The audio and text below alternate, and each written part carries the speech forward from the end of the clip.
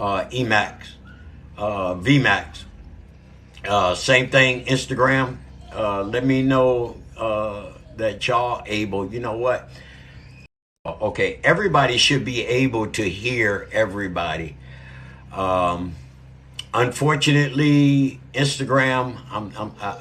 If y'all put your comments up as we're going through the segment, I will read your comments and then you'll be able to hit a response from your comments. Good morning, cuz. Good morning to you. Welcome, welcome, welcome into the live. Amen.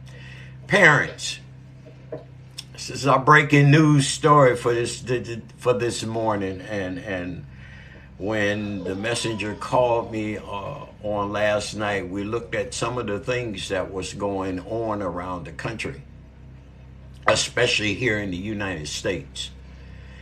And it was an urgency that we do a broadcast and we get this out. Your camera is off, buddy. I And know. and I know. I'm gonna turn it on in a second. oh, okay, because the people over there on Facebook, Amazon, and YouTube can't see you.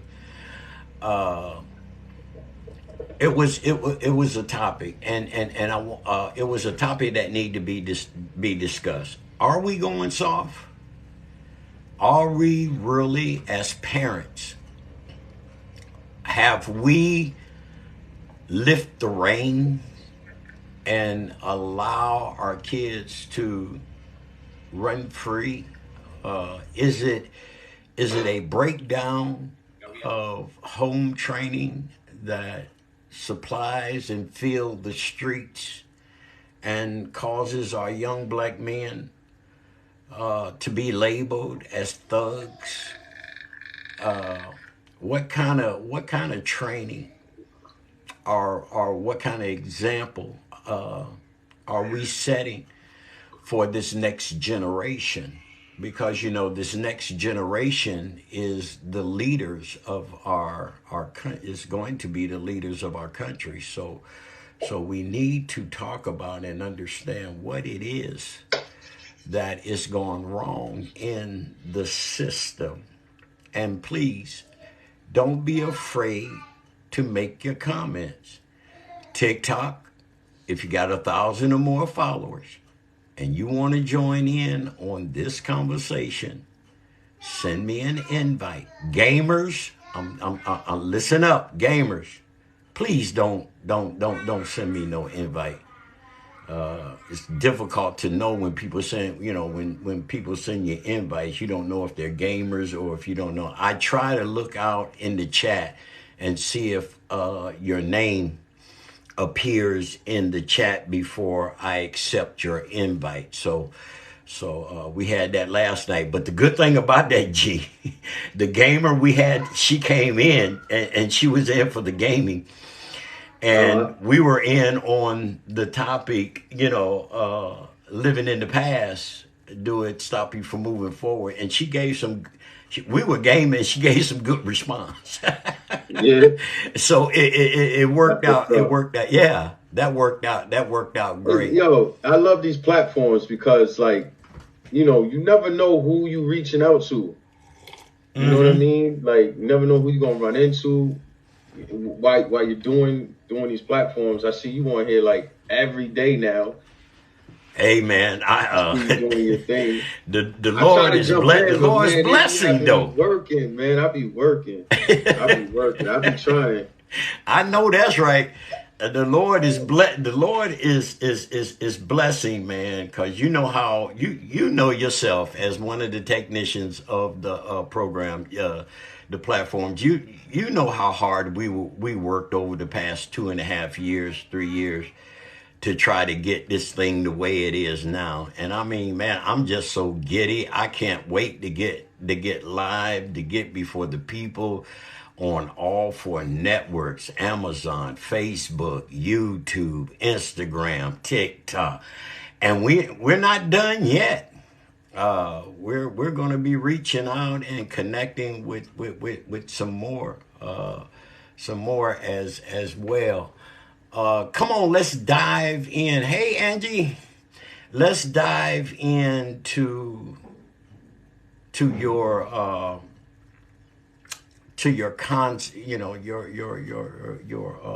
how, what's the word I'm looking for? You got me early. Let's dive into this breaking news. Parents, share the live, y'all, because I know there's a lot of parents out there. Come on, let's tap that screen. Let's get the likes up. It's good to have you in, Angie. God bless you. Good morning. Parents, the topic is parents. Have we as parents gotten too soft? Have we gotten too soft? I want Instagram. I want to see some reaction over there on Instagram. YouTube, y'all can go into the chat. Y'all can put your comments in the chat. Welcome. All right, Mr. G Man,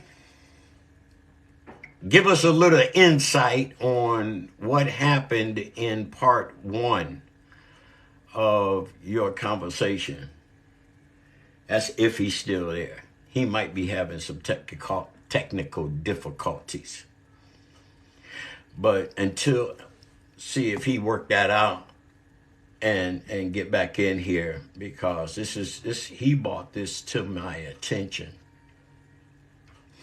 If we look at our young generation today and we ask ourselves the question, why is it that our young people have such a struggle and such a hard time coping in today's society? Why is it that society has labeled our young people not the millennium, but the next generation? I don't know what they're going to be called, but we as baby boomers rely on the millennials, and the millennials, it's your responsibility. Good morning, Sunflower.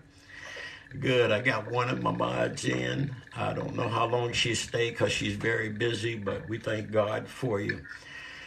But one of the things, that's all right. That's all right. One of the things is that we're facing with this millennium is the training phase to the next generation. And as parents, have we gotten too soft? And again, don't y'all be afraid to ask questions. Or, hey, Deborah Hart 4 joined us over on Instagram. God bless you. Welcome to the broadcast. Give us a little insight, Messenger, and Deborah, let us know if you can't hear from the other streaming platforms, and then we'll relay what is being said. Okay. Give us an insight on part one. Now, this young man here. He has a life struggle, and he has overcome and gone through the storm, and it's amazing. And he's a millennial, and speaking to those on his level, this raised a very good question. What are we doing as parents? Are we, hey, what's up, my brother, Anthony, from down under, down in Australia? Welcome. I missed you, man. I miss you so much. I wish you stopped popping in and out. And Anthony, if you want to come in the box and join us on this morning's topic, please do so. Matter of fact, you don't even have to send me an invite. I'm just gonna, where you at? There you go. I'm just gonna bring you. All right, that way, because you have some good insight. Everybody, this is my brother from another mother from down under in Australia. My very good friend, Anthony, and I'm glad to have you with us. Messenger, come on, let's get this thing kicked off. Anthony, we're talking about with this generation, with the millennials, have Yeah. parents gotten too soft? Has parents gone too soft? Amen. G, the floor is yours. Hey, how's it going, everyone? Hey, brother Anthony from Australia, how you doing, man? Mate, absolutely fantastic. And if I can, just pretty please, um, oh, Can mate, you hear me, G? Joe, it has been a long while.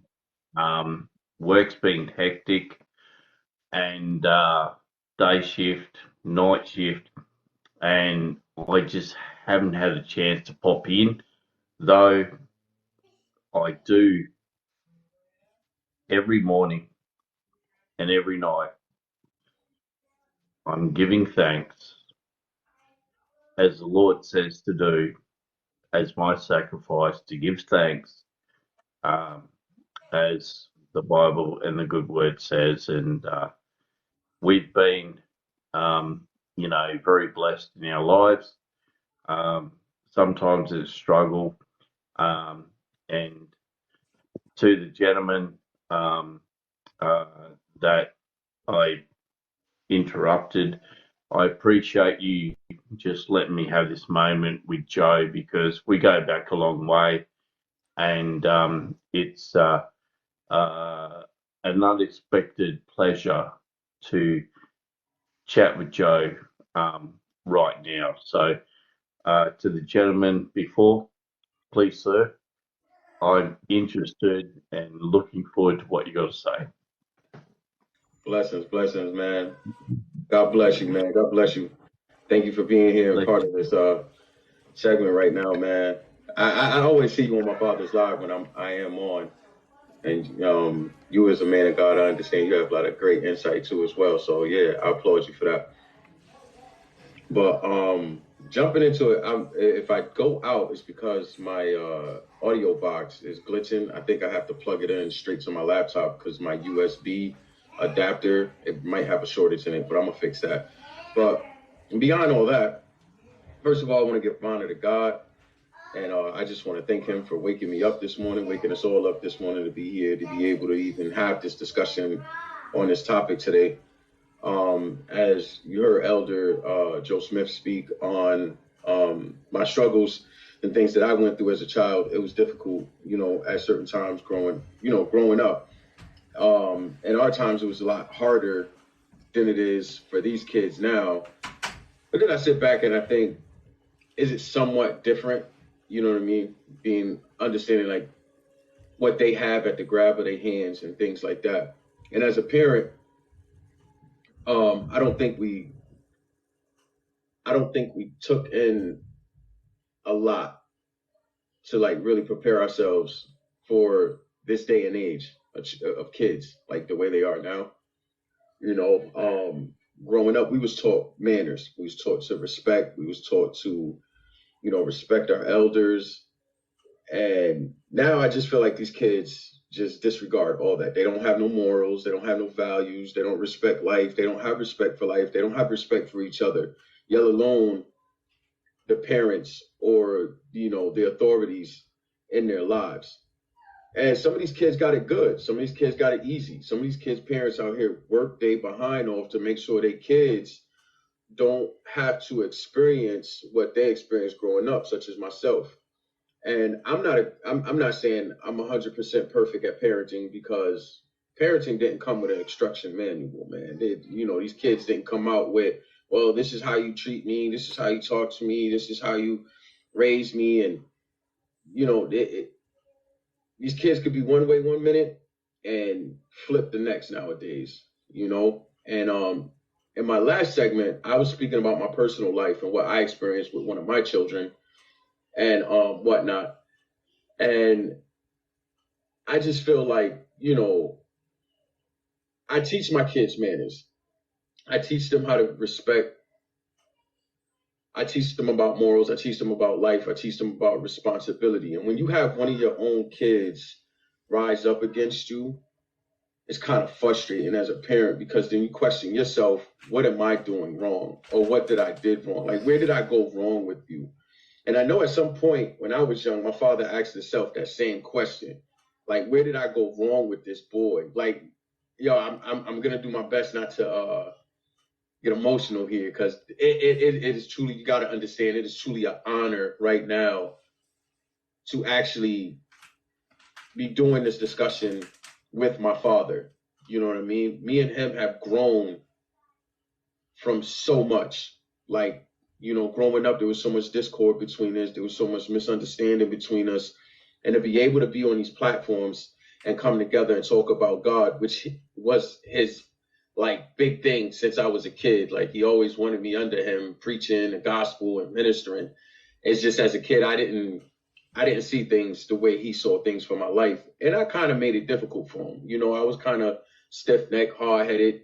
You know what I mean? Because you know how, as a kid, you thought you knew everything. You thought you knew what was best for you. And my parents was kind of like, they was different and disciplined back then. You know what I'm saying? And I'm pretty sure a lot of people out there, if you grew up in like the 90s, you understand. You had to go outside, pick your own switches. You got hit upside your head with slippers, whatever the parents could grab. It goes back farther than that. Yeah, we gonna talk about it. Like, you know, and some of those things, and I understand some of the things was extra, you know what I'm saying? But I realized it was extra because what they would call abuse, you know what I'm saying, today, is like, you could pluck your kid in the head today and that's abuse. You know what I'm saying? But back then, y'all didn't hesitate. Y'all whooped our behinds right in the middle of the store. Like, I'm pretty sure there's other parents out there, old school parents, you know what I'm saying? Raw, rugged, rough parents understand where I'm coming from when I say that. You know what I mean? The way the system is built today, it's like you don't have control of your own kids in your own home, because it's so easy for them to just pick up the phone and call DCF or whatever it is, child support services or whatever it is where you're at in America. They know they can do this. You know what I mean? Then it wasn't like it was a thing. DCF really wasn't a thing unless something was really, really happening in your home. And I understand, like, you know what I'm saying, Pops, you know, little things got a little extra.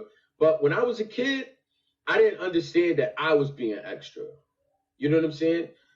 Yo, I was the type, get told, hey, look, you go to school, you're there to learn, you're there to get an education so you could better yourself and become something. No, you know what I was doing? I was being a class clown. Honestly, I was being a class clown. And I didn't realize why I was being a class clown was because the attention that I wasn't getting at home, I was trying to get in school, but that attention was getting me in trouble, a lot of trouble. And there was times where I would go to school, I would get suspended for fighting and all this other stuff that was carrying on, and my dad had to deal with me. And the way he dealt with me, I didn't understand. Like, his dad dealt with him like that, and then his dad. You got to understand something. When we talking about disciplining kids, we talking about generations of discipline. You understand what I'm saying? And I just want to say to my father openly, like, I know we had our differences back then, but I thank you for all the butt whoopings. It kept me alive. It taught me a lot. It was rough. It was hard love. It was tough love. And then as you grow up, you talk about it and you be like, yo, why did my father treat me like this? Why did my mother do me like this? Did they not love me? Did they not care about me? What is it that made my parent react to me in this manner? And as a kid, you don't see your wrongs. When I reacted to my son a couple of weeks ago on something that he did, my son didn't recognize his wrongs. He didn't realize that he did something wrong to push me to that limit to make me bust him upside his head. Now, a lot of y'all be like, oh, but y'all Christian. Look, I ain't hearing none of that. You understand what I'm saying? My son or anybody outside disrespect me, we got an issue. Because I'm the type to show you respect, and I ask for that back. You know what I'm saying? Especially if you mind. Like, that's my son. You know, I had DCF come to my house one time, and they tried to tell me, well, Mr. Smith, I said, let me explain two things to you.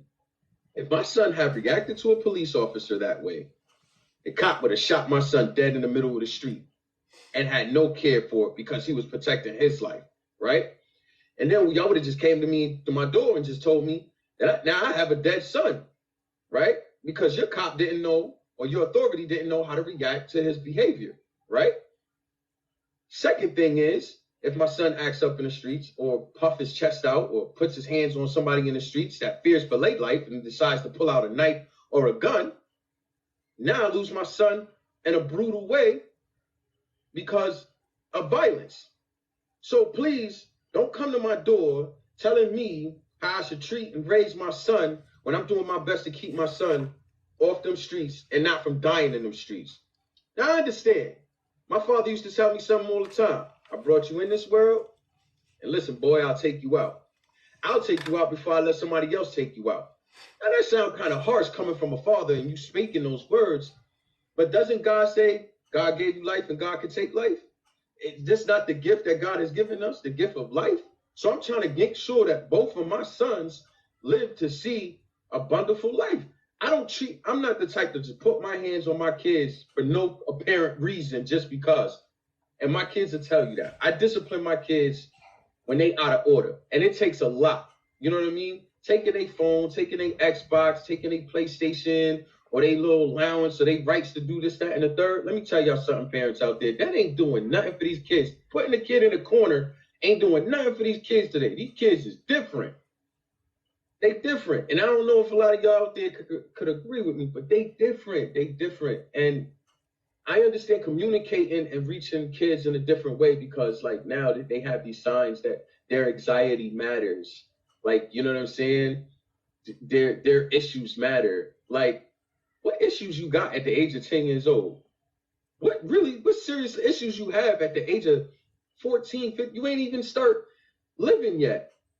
You know what I mean? Okay, maybe you don't went out there, tried a little bit of weed, tried a little alcohol, got with a little girl or something. But what real life issues have you been experiencing if you're not growing up in a troubled home where you have maybe an abandoned parent, maybe who abandoned you, or maybe a junkie, an alcoholic, or something like that in that nature. Now, if you living in a type of environment like that, I pray for you, and I pray it all gets better for you. And I understand where you're coming from in those areas of life, but not everyone is living like that. Not everyone is living like that. So some of these kids I do vouch for and understand their behaviors, but I'm literally speaking for the ones who have no reason to behave the way that they are. Like, I didn't have a reason to behave the way I behaved, although I had gangs in the backyard. I mean, you could go outside and Latin Kings, Nietas, Jungle Brothers, 20 Love. Like, we grew up in that environment. So us going to school, we had to defend ourselves because it's either you had to run away from the gangs, either you was getting down with the gangs, or you was fighting one of the gang members. And your life was on the line pretty much every day. And my dad made sure, like, okay, I tried to put you in a safe environment, but he was like, my son still got sucked into this mess because it was in the backyard. And I remember he used to pull up in a little white caravan, minivan. I'll be out there on the park on Willow Street in New Britain, and I could hear him all the way down the street. Man, get in this car. You know what I mean? And I'm just like, Dad, I just want to play with my friends. Until one day, we was outside and a 5-year-old gets shot off his little bike. And see, my dad said, this is why I don't want you out here. It's not that I don't want you with your friends. It's that I don't want to come home from work and hear that my son got shot by a stray bullet because he was playing on a playground in an area where it's not safe. Now, he stood up. He became one of the activists in the community to actually try to stop these gangs from, killing each other. But only one man could do so much. And the community didn't want to come together because the community was scared to speak against the violence in their community. And now we have 14-year-olds running around where I'm from in Hartford, Connecticut. They just recently got caught a couple of weeks ago, running around with AR-15s like this is Grand Theft Auto, shooting 100 rounds at each other, killing each other. Now, what does a mother say to that? What does a father say to that? My 14-year-old boy isn't coming home. Kids is out here killing each other because parents lack the discipline. Parents lack discipline. You got babies, what they used to say back in the day, babies having babies. That's right. We wasn't even old enough to raise ourselves, and we out here laying down with women, making babies. Unfortunately, when I had my first kid, I was 21 years old. I had some kind of common sense. I had some kind of understanding on what to do with a child, but I wasn't totally mature enough to handle a child. And then on top of that, I had twins after that. But you know what? I thank God for it because it made me stronger, because my parents raised me in a proper way. They taught me certain life skills to manage life. You know what I mean? My parents wasn't rich. They wasn't, they ain't come into the world with a lot of money, but they taught us values of life, man. And that's what I want to get into. I know it was a long intro, but this is the kind of things that I think we hide from. I mean, ministry is good. I love ministry. I love talking God. I could talk God all day, but God also spoke to the people. He ministered to them, but he spoke to them. He spoke to the deaf, dumb, and the blind. He spoke to that little girl that they thought was dead and was asleep and said, look, he ain't go minister. He went to go create a miracle. He went to go do something. And in our communities, I really think that's what we need to start standing up and doing. Somebody said they don't know how to take ownership of responsibility when they are wrong. Right. Facts. That was Sunflower. Hey, Sunflower, how you doing? And that's what I'm trying to teach my kids right now. And it's something that I missed when I was young. And I said, I don't want to make that same mistake with my kids. I don't want to see my sons behind bars. I got 3 daughters, 2 boys and 3 daughters, and man, listen, it's not easy as a parent. You know what I'm saying? And I salute all the parents out there that's hardworking out there, making it happen for your kids so they can have a life. And you continue to do that. It's not easy because I realize it's not about me no more. Everything that I do for my kids. I do for them. I break my back, hurt my back, walk on my feet for 10 hours for them, so that way when I'm gone, they got something to carry on with, It's more than just money. We're talking about a legacy here. And let me just say, for those that are just coming in, the topic this morning and the breaking news is, have parents gotten too soft? And this young man, I'll tell you, and I have to back him up on a couple of things, because in his younger days, things was rough. Matter of fact, Sunflower, you know what I'm talking about. Even in our day, things was hard. There was nothing easy. Our parents, they had to struggle, and a lot of times, especially with our kids, we try to teach this millennium, this generation. We tried our best to teach them hardcore values. And Deborah, on Instagram, if you can't hear, just let me know. But give me a thumbs up if you can hear and everything. And you don't be afraid to ask any questions or make any comments. We talk about breaking a curse, a generational curse, but there are things in our generation that this society don't understand what got us through. Mm-hmm. And it wasn't abuse, it was discipline. And even if we look at the word of God says, spare the rod, spoil the child.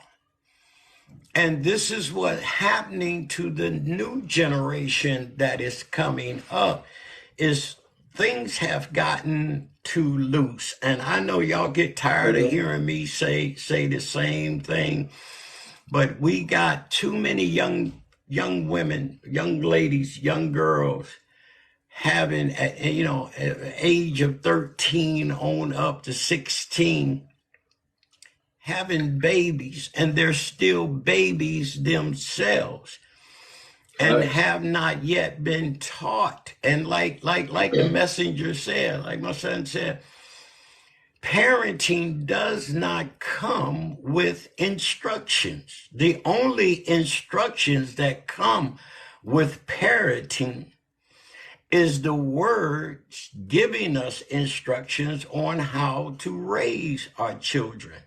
Now, I mention that to mention this because of some things that he said. I was taught my father's way. My father was taught his father's way. And it goes back through generation. And what we have identified as discipline, the other half does not, they do not understand the discipline that we were taught. Instead, to get us to compromise and to, do as the Romans do, they took discipline out the home because they didn't have an understanding on how to discipline their child. You can't buy your child's affection. That's not how you raise a child. You can't buy them everything they want just so they can recognize you. I have my kids tell me often and a lot, Dad, it's not the things that you buy for us, but it's the time that you spend with us. Because see, I did a lot of things with my children, and my wife and I, we had a strong belief. We didn't do daycare. We didn't do babysitting. If our kids couldn't go where we went, we just didn't go. We found other places to spend our family time and to, build our family bond. If it wasn't one of the family members sitting with them while, my wife and I maybe go on a date night or something like that, which we rarely did, because as the messenger said, everything we did to pour back into our children. And the discipline that we gave was to help build character and respect. Because see, when you get out there in society, if you don't show respect, you ain't gonna get no respect. And that's what these kids lack, man. They think like, these kids think like, oh, you have to respect me first. Now I understand respect goes both ways. Like, I always taught my kids that. I was like, listen, if they're not respecting you, you don't have to respect them back. And I think I was wrong for teaching them that. Because then it gave them a sense of like too much courage to like disrespect. Like, now it's just like, oh, my father said because I remember one time one of the older men in the complex that we had lived in had told my son to do something, but I guess it's the tone that he used. And he said, my dad said, I ain't gotta listen to nobody that ain't respecting me. You ain't gonna talk to me like that. And right. I think like, in that sense, and instead of embedding in them, like, you know what, regardless if people respect you or not, you should have some integrity to still show that respect. But see, that was the street side of me teaching my kids, like, hey, look, when we come from, respect is given. If you can't give it, then you ain't getting it. And even at the time of me being in the church, I still had a street mentality way, and I thank God for transformation of the mind, because some things you just got to grow out of, and you think you're prepared for certain things. You think, oh, like, okay, God, here we are, like, God, you saved me, but I ain't got to change me, but you do got to change. Good morning, Sylvia. There is things about us as people that we have to change in order to get better results. And I think I failed at that. And on top of that, I was going through an addiction, in the middle of raising my kids. Like when my son, I think, hit like 6 or 7 years old, after being saved from 2005 to almost 2011, 2012, I ended up back on, cocaine.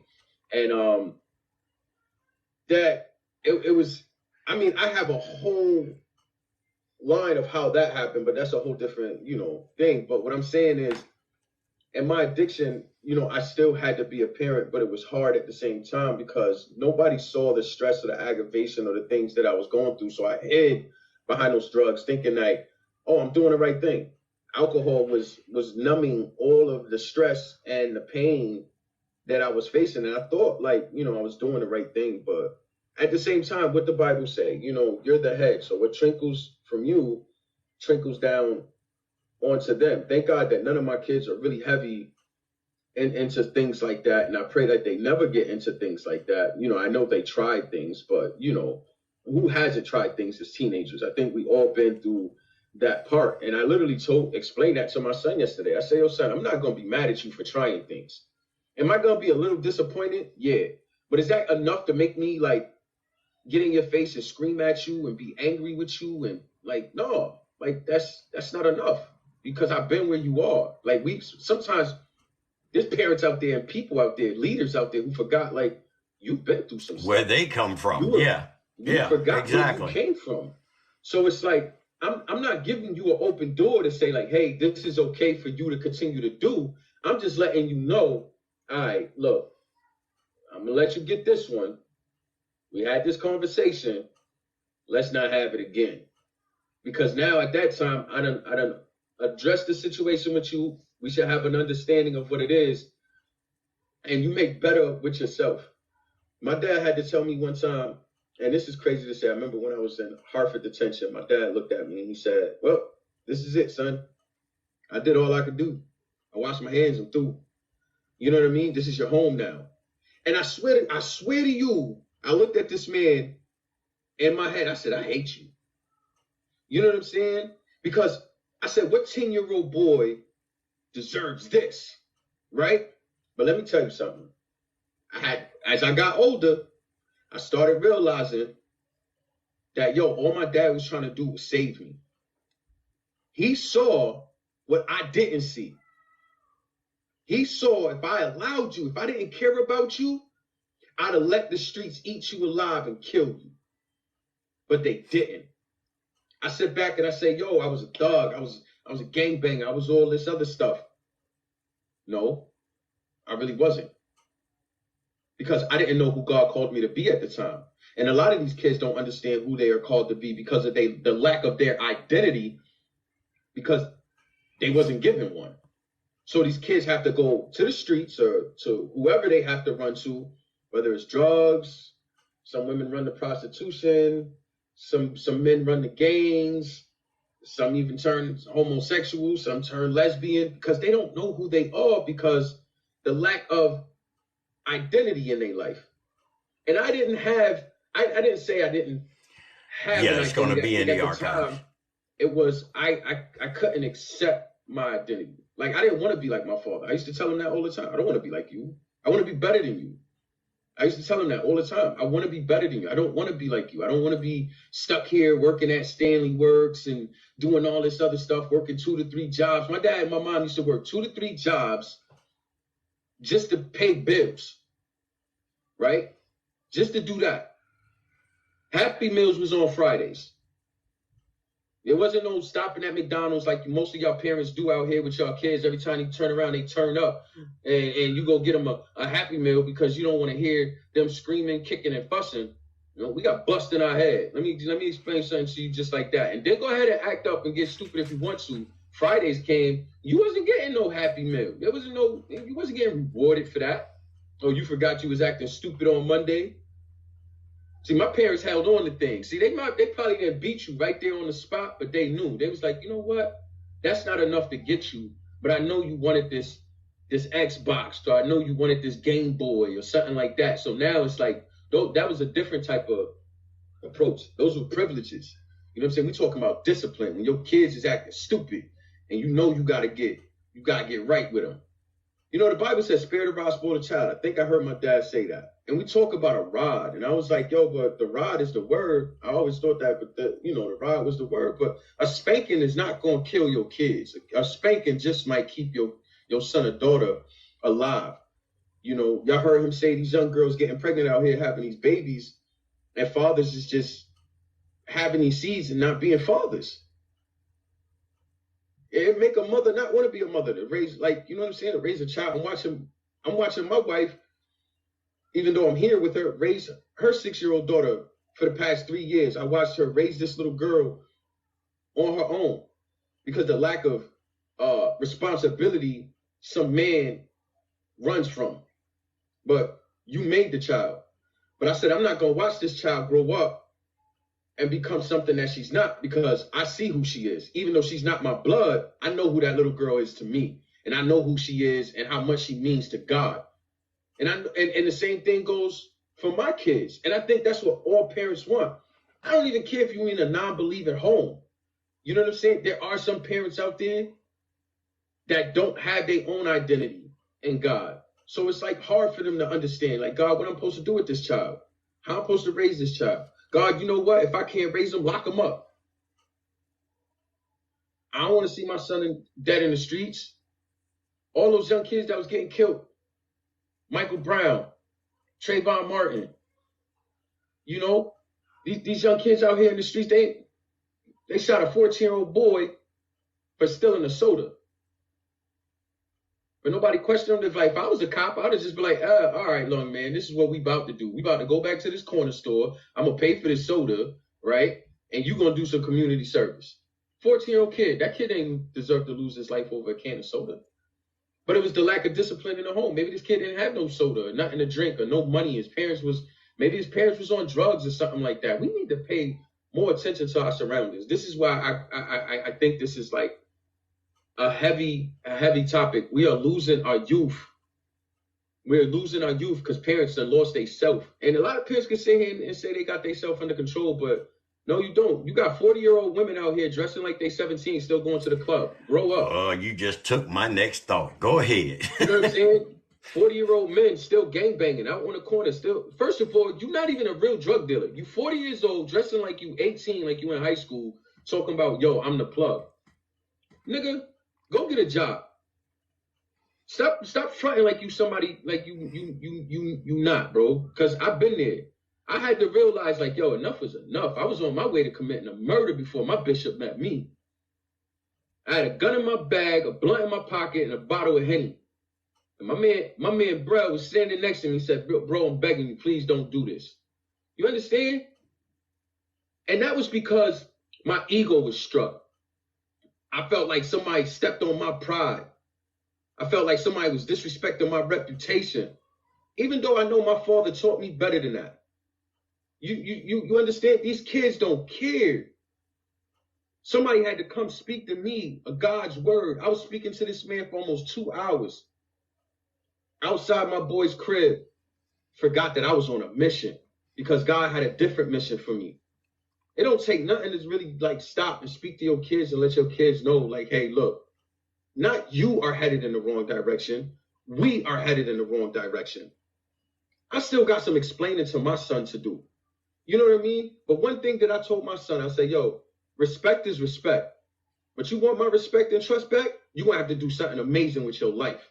See, that's different. That's giving your kids something else to shoot at instead of shooting at someone else or shooting at you. We got to give them something to aim for. These kids in these hoods and these low income housing areas and low income homes, they don't have much to the oldest anymore. Baby. The resources is short. You understand what I'm saying? And we didn't have that. We didn't have a lot of resources growing up the way we do now. But God is raising up a nation in this time to help these kids and save these kids. I think God called me to be a youth pastor for a reason. You know what I mean? Because as a youth, I know how troubled I was, and I know what kind of trouble I got myself into. And I thank God that I've been shot at twice. I'm still here. You know what I mean? I've been jumped many times, and I'm still here. I told my son, life is going to hurt you. Life is going to disappoint you. Life is going to bring you up. It's going to bring you down. It's going to pull you forward. It's going to pull you backwards. As long as you're not dead and you got the breath in your lungs to correct your mistakes and your errors, then keep pressing forward. a lot of parents don't want to encourage their kids nowadays. They want to see them in areas that they in, because truth of the matter is you don't want to see your child do better than you. So there's some parents out there that's just like that. You got mothers that's on drugs and their daughters going to school, and then the mother turning around calling their daughter a hoe and sluts and thoughts and all this other stuff, putting them down, destroying their self-esteem. Fathers out here teaching their kids how to use guns illegally and all this other. This is crazy, bro. This is crazy. Yeah. This is crazy. And you said it best.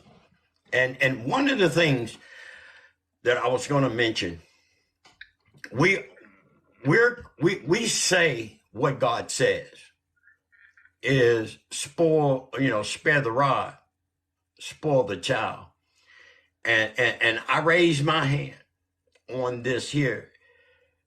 You know, we don't believe in teaching, and this is just the way it was. When we give the word or we teach the word, we teach it in its fullness, in its truth, and in its entirety. And I was guilty of it, because the part we leave out when we make those type statements is God says, parents, do not provoke your children. Even in our discipline, all the way back from time of we can remember, the way this is one of the reasons why you didn't hear of black kids shooting up schools and running around with weapons. I mean, they were men. We were men back then. If we had a difference, we used this. And then after using this, we used this. And we moved on with life. We didn't take life. Our police officers, our law enforcement, back at that time, they knew the neighborhood. They knew the children. And truant officers, which we don't have anymore, they knew you. And they either did one or two things. They didn't take you to jail. They took you back to the school, or they took you home to your parents. A lot has changed that kept us safe. Discipline kept us safe. It kept us parents. We didn't have teenagers running around having sex and having babies. We didn't have the disorder as we have today. Young people today, I don't care, because see, we were taught to respect our elders. And today they'll tell an elder where to go and where to stick it. They don't care. They don't care how old you are. The only thing they care about, and see, and the other party mentioned, how can a man, if you're in manhood, how can a man teach a young man how to be a man if he's running around with his pants hanging all the way down to his thighs while his boxers showing it? Man, nobody want to look at your butt. I tell my kids what you taught me about what that meaning is and how it came across. I swear I ain't never busted sag since then. When you told me that, I was like, yep, I'm all set. And the excuse, the young parents, the excuse the young parents give today is it's a fad. No, no, it's not no fad. It's disrespect. To yourself. Exactly. Because I tell my sons, pull your pants up. What happened? What happened when Eve messed up in the garden and they got kicked out, and all of a sudden they looked at one another? You know what I'm saying? They didn't want to look at one another really, because Adam didn't want to look at Eve naked, and Eve, well, I can understand why Eve didn't want to look at Adam naked. They said that they were ashamed. They didn't even understand, like, you know what I mean? So it's like, oh man. So we struggle with And I'm going to ask the baby boomers this question. Where did we go wrong? Where did we go wrong? That here we are midway in the new millennium, to now they're finding themselves struggling with raising the next generation. Where did and I think we all know the answer to that. And part two of that question is it too late? Is it too late for parents to step up to the plate and step in and start teaching the old way? We could have did this a long time ago. We didn't have to be faced here. We were already, I mean, from the time of slavery, we was already labeled, as the low of lowest. But did we help ourselves or did we hurt ourselves in our area as baby boomers?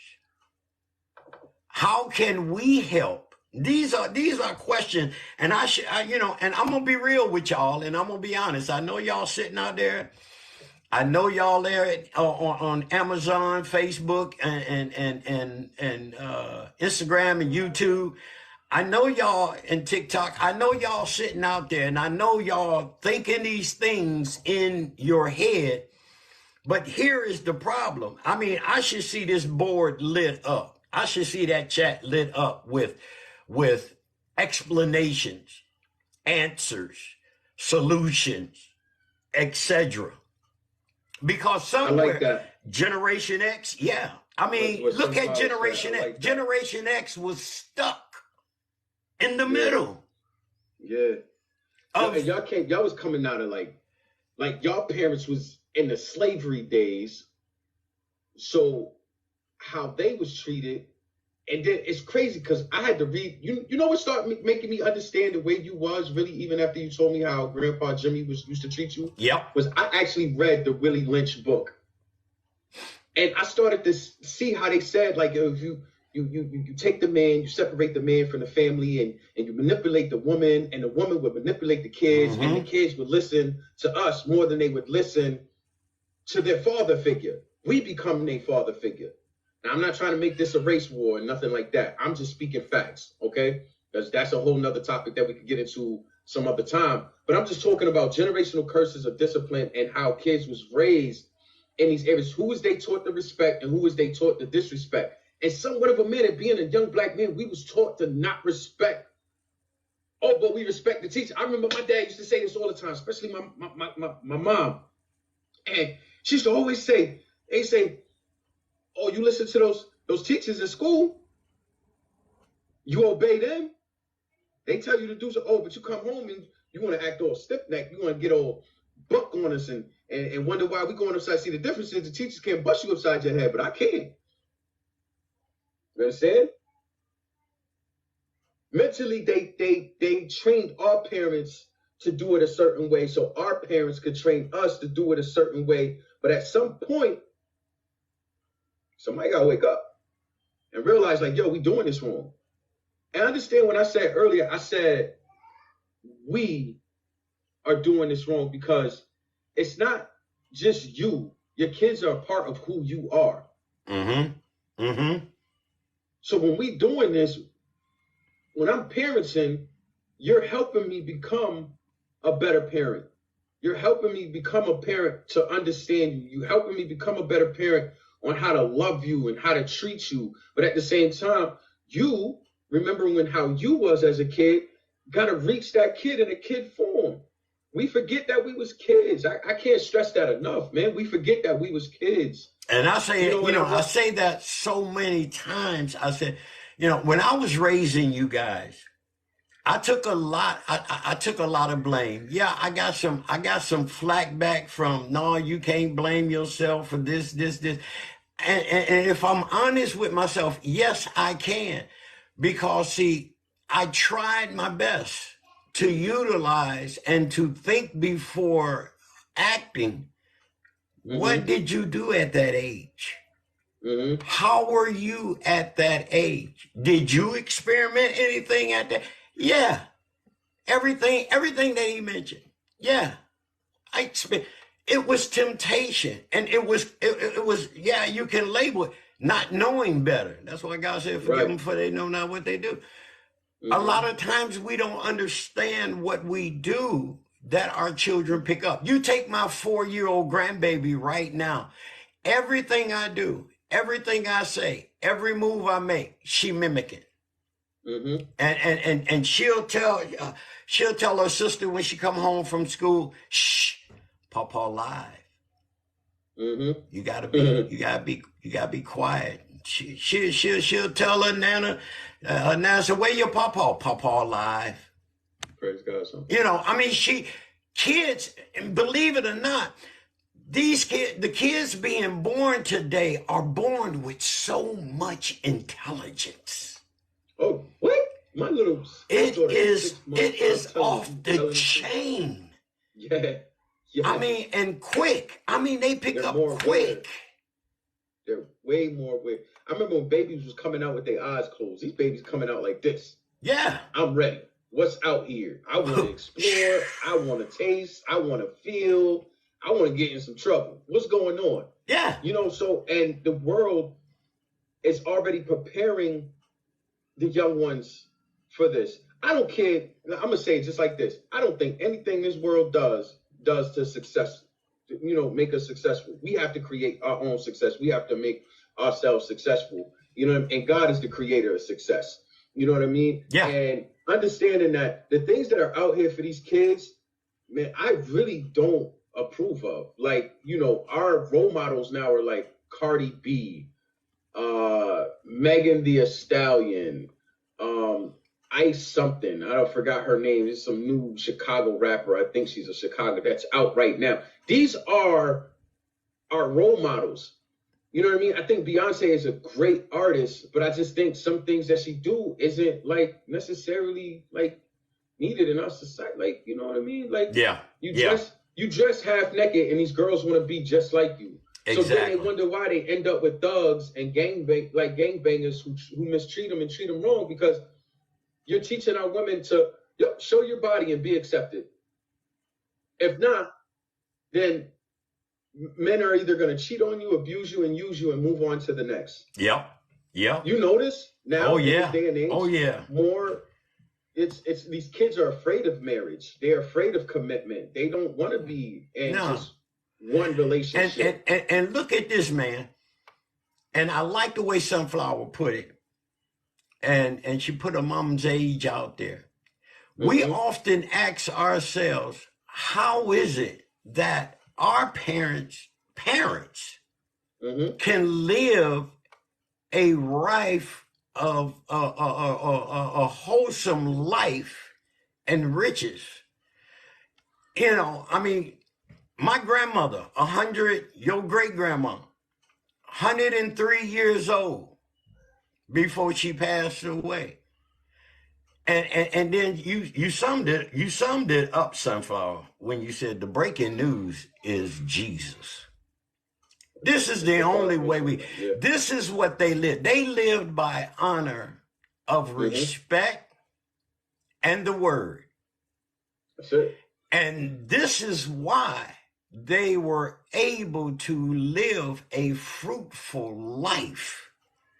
My uncle, before he passed, here was in his 90s, still driving himself around. Didn't depend on his children to drive. He drove himself around just as if he was 20-some years old. And we ask ourselves why.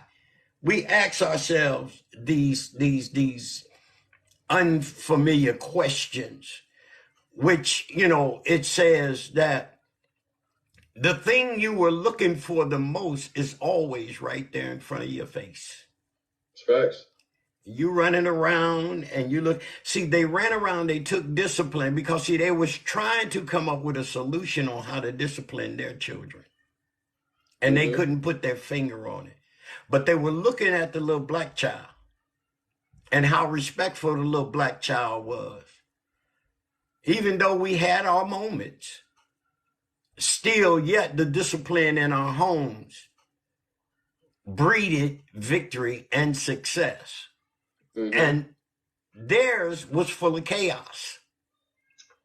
So some genius decided to pop his head up out from under the rock and said, let's pollute their backyard. Let's introduce them to these drugs and flash their money in front of them and make them feel like, you know, this is the only way out. They didn't want us to have the education. I mean, I'm looking at now, you know, I was looking at the news now, and a lot of our black women that were CEOs in the corporations, you can look at it on ESPN, C-SPAN, all them. We have lost. We only got one black woman now that's still a CEO in a 504 corporation. You talking about Oprah? No. Oh. I meant to write her name down, but I was listening to it as we was coming back from Atlanta yesterday, and they were talking about it on Black Gospel Radio, and look at how the trend has changed. They're trying everything they can to destroy the black family. Here you had a doped up, and I say it, a doped up president who wanted to spend the biggest majority of the money on building new prisons. For who? Black folk. Okay, if we can't kill them, we'll build new prisons and we'll lock them up. Why? It's because they running butt naked wild, and we don't want them to get control. We already taken the control away, and we don't want them to get no more control. So we want to do whatever we can to eliminate. And let me tell you, people, and Sunflower, this is why I said you hit it on the head.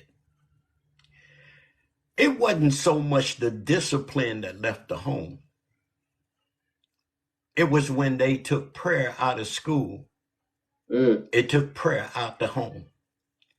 See, our homes don't pray like grandma and them used to pray. Right. Families don't stick together like they used to in the past. I saw a video just today prior to coming live to where two sisters it just went butt naked wild at a function and just lost their mind and just fighting one another. Over what? Over Hillary, I thought, was that Hillary Clinton that called them degenerates? Why? You ain't got no business. If that man messing with you and your sister, something ought to click in your head and tell you we ain't got no business being fighting one another. We ought to be doing something about kicking his tail out of our lives. Say that. Yo, people are backwards, man. I'm telling you, man. It's crazy. I mean, it's beyond crazy. But we have to. This generation, but my generation is backwards, man. Yeah, I mean, we have to take some. Even as baby boomers, we still got to take some responsibility. We still got to take some focus. Okay, I'm having a hard time now. See, let me tell y'all this, and my son can tell you. I had a hard time communicating with this knucklehead. A hard time. But yet, while I was working in the school system, I had 5 to 10 to 20 of them like him that would listen to me. And now what? One of them is on city council. There's another one that's running for senator. A lot of the value, I got so many of them doing such success. They just successful. But my struggle was, why is it that I can speak to them and make a change and can't speak to my own son and make a change. That's what my struggle was, changing tactics. You know, my third to the oldest daughter said, Daddy, many a times we wanted to communicate, but you know what I'm saying, Sunflower. Many a times, back then it was, you the child, you sit and listen and hush your mouth. You don't speak. And she said, Dad, all we really wanted you to do was hear us and allow us to have a voice. That's it, Sunflower. Once her and I sat down. I think she's still in here. She might have just signed in on her lunch break and went back to work because she works in the VA system. Once I had that, we sat for quite a while. I bet you about 3 hours. And we talked about that. And some bells went off in my head. And she said, Dad, that would have made, if I can be honest with you, she said, that would have made a whole big difference with all of us. And can I just check? And I'm like, okay. Did I drop the ball? Yeah, I dropped the ball.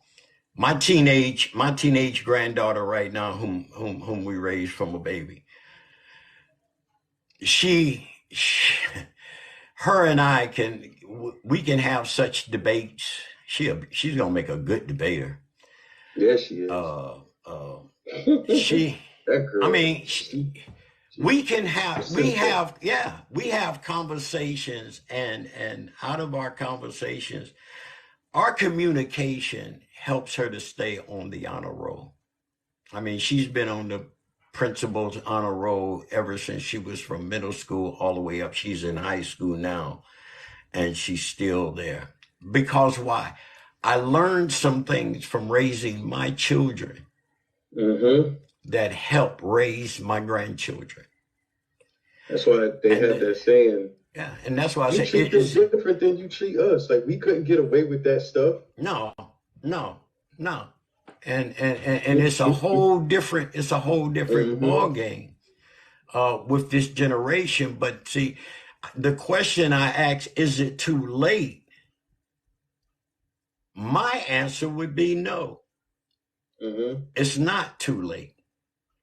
Because see, we, even as grandparents, we can still help the millennials with their children to create a stronger generation. See, when we come together as a village, and so far, you know what I'm saying. I guess y'all say, y'all, he used Sunflower for everything.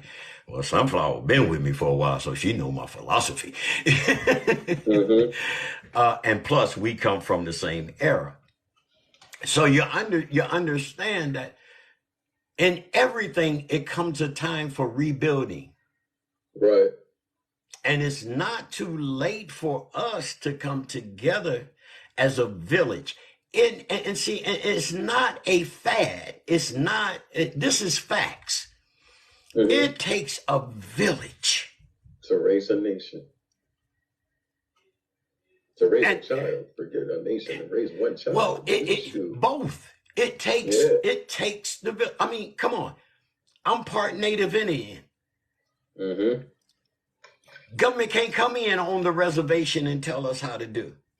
Yeah, I'm trying to tell you, that's their problem right now. See, they can't come in and throw all these crooked stipulation and lies and deceits upon them, because see, we're governed. And let me say this.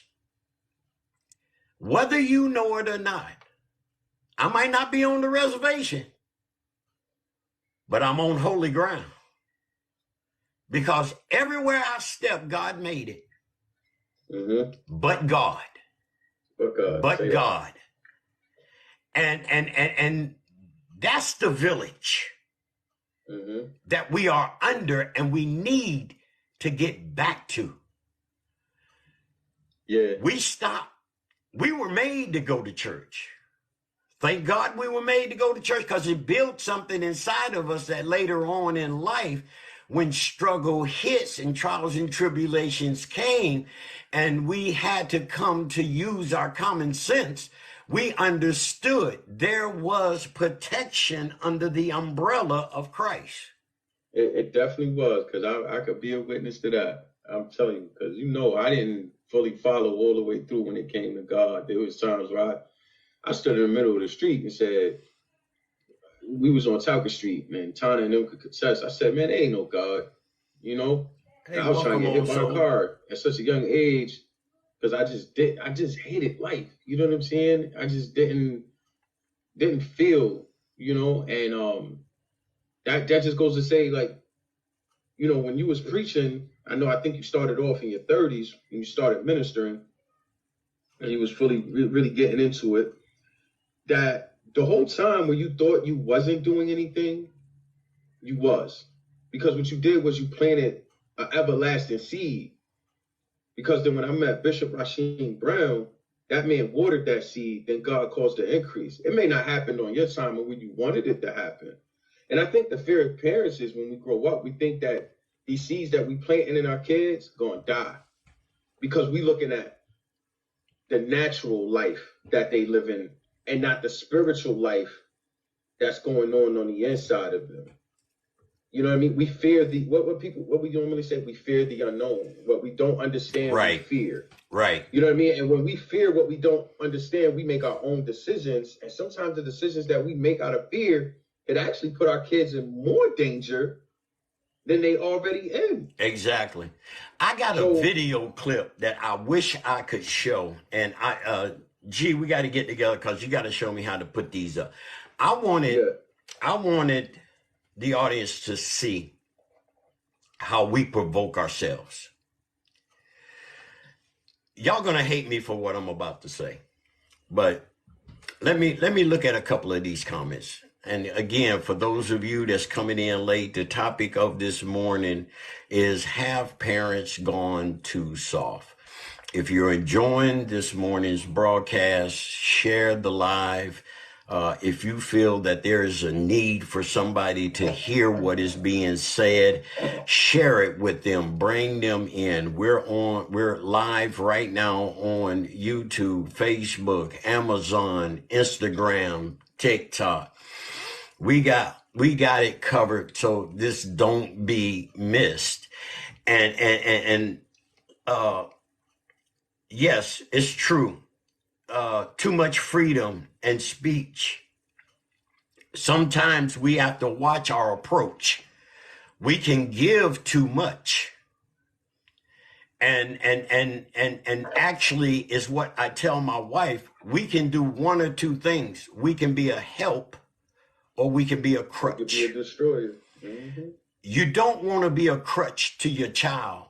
Because, see, when you become a crutch, they'll never depend on themselves. This is why Jesus told Peter, I'm going to teach you not how to fish for fish, but I'm going to teach you how to fish for men. Mm-hmm. And see, and this is part of... I could teach you how to fish. Yeah. I could give you a fish, but if I teach you how to fish, you'll eat forever. You'll eat forever. That's right. And old school, it does, and always will. We know. Then she goes on to say, very few of us still got it. So our Creator will be teaching us. That's what we should be relying on right there.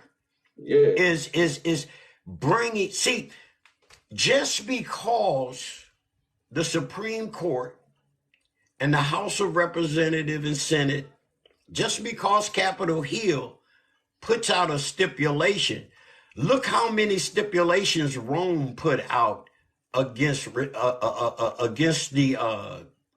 Jews, the Israelites, and the Pharisees, and I mean not the Pharisees because we didn't want them involved anyway. But you understand what I'm saying? Look at what they were governed and how they were restricted from worship and how they had to worship a pagan god or either be put in prison or put to death. But Mm-hmm. look what the apostles did. Look what Paul, Peter, James, John, Matthew, look at all of what they did, and still being covered under the umbrella of Umbrella. Christ, Mm-hmm. the teaching, the discipline, and all that. And we, even though they say we can't do this in our home or we can't do that in our home, guess what? God says otherwise.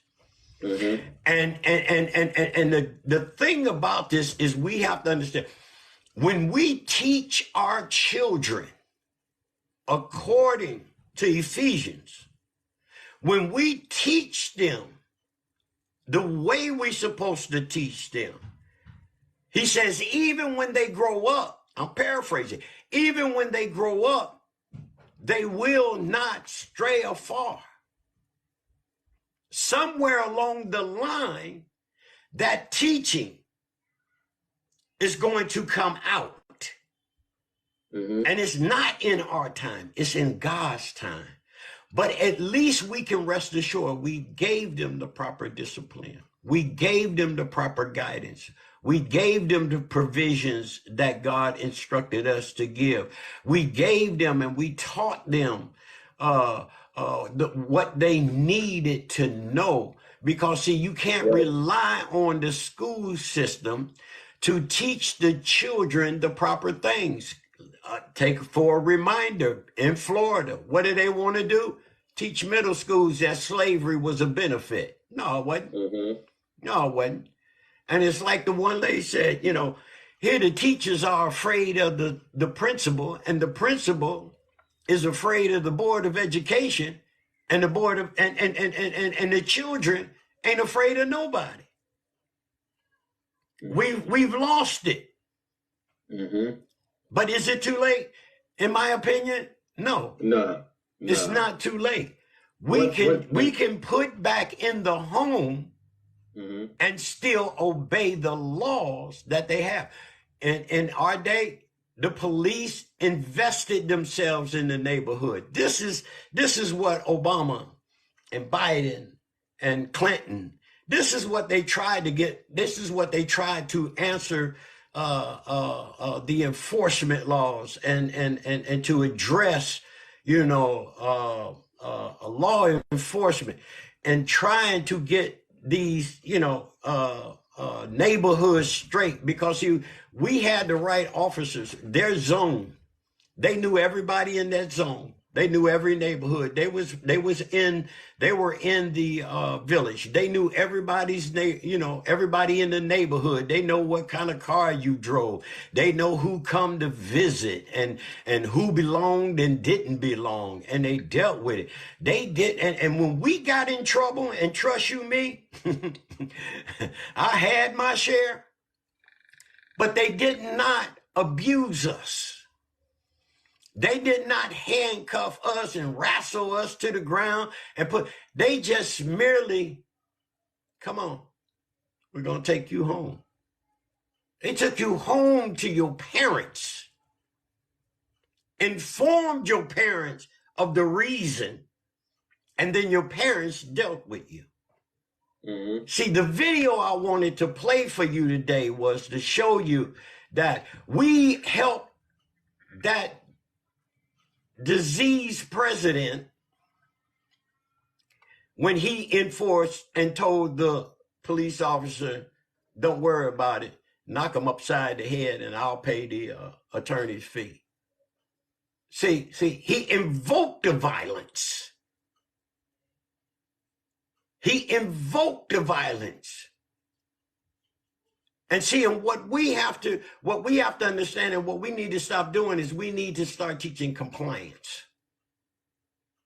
This video showed, and you can go on Facebook, and I forget the name of it. This young man got pulled over, and the only thing the officer asked him was, "Can I have your ID, please?" Why? What you need with my ID? What you stopping me for? I'll tell you once you give me your ID. And it went on back and forth. The girl that was in the car with him says, please just give him your driver's license. He wanted to go on and talk. Cop ain't asked him nothing about your insurance. Oh, I know I'm good. My insurance is my car registered. That wasn't the question, my man. See, he invited and provoked the trouble himself by being defiant. When it's simple. And this is what we need to teach our young black men. And I know some of them going to come up and say, we tried that. We did that. It doesn't matter how many times. I mean, look at the forgiveness. How many times did God forgive you for messing up? It's a practice. It's a process. We got to keep teaching it. And once we get all of our we get enough of our young black men out there to stop trying to be an attorney. Stop trying to be the law. And if you know the law, just comply with the law. Make your life easier. If you don't know the law, learn the law. It will help to stop a lot of this violence because, see, you notice Satan did everything he could. He tempted Jesus for 40 days. And when he got tired and he saw, after a while, he saw, ain't nothing I can do to pull over on this joker. Look, man, go on about your business. And the word says he left for a season. Mm-hmm. They took it, but don't you think it's time we take it back?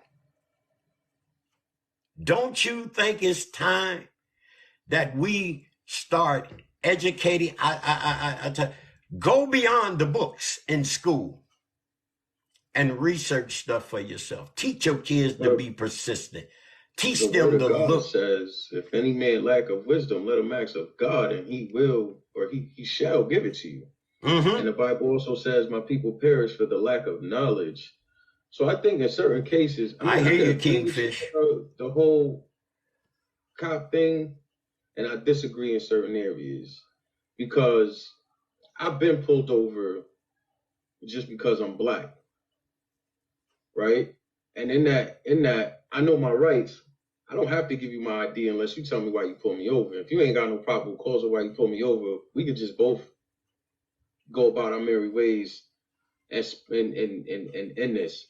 I think it's more of the approach on how both parties speak to each other in that manner, because I've witnessed, as being someone who has been a victim of police brutality, and as a young black man, seeing other black men be mistreated, you know what I'm saying, by white officers.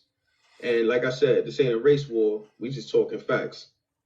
So when we teaching our young black men how to stand up for themselves, it's a certain way that we got to go about it. You know what I'm saying? If a cop pull me over and I'm wearing this hoodie, he may not even see that this hoodie said God only delivers. He just see a black kid in a hoodie driving in a Honda Accord with black tints. You know what I'm saying? Mm-hmm. Or an Acura or a big Jeep or a truck, whatever it is. First thing they gonna automatically think, he's a drug dealer. So I don't need no probable cause to pull you out of your car because I feel you a drug dealer. That actually happened to me. Cop put his hands on me, pulled me out of the car. I said, what are you pulling me out of my car for? At this point, there's nothing I could really do. Wasn't resisting arrest. They put me on the back of the car. They go through the car. They search the car, find out there's no drugs. Now I said, now, what was your real intent on pulling me over? They had none. Oh, we just suspected that there was drugs in the car. So you violated my rights. Forget being a black man. As a man, period. Licensed, registered, insured, and you pulled me out of my car. Had your dog all in my car and found nothing. But I get humiliated.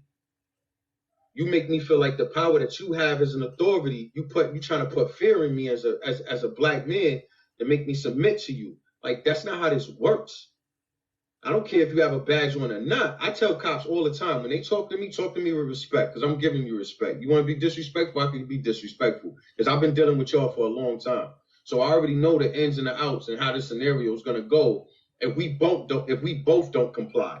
You know what you gave an oath to, and I know what my rights are. Plain and simple. If we learn to do that and stay in our lanes and stay in our place, we all be good when it comes down to doing certain things, when it comes to, like, you know, whatever it's called, when they pulling people over, traffic stops and whatever, because mainly that's what these kids get in trouble for. You know, they hit them with a traffic stop. Next thing you know, the cops just found the little bud of weed or something in the car, and it's just, and then it escalates from there. I mean, Yeah, and you know what, G? Black man. Mm-hmm. You know what?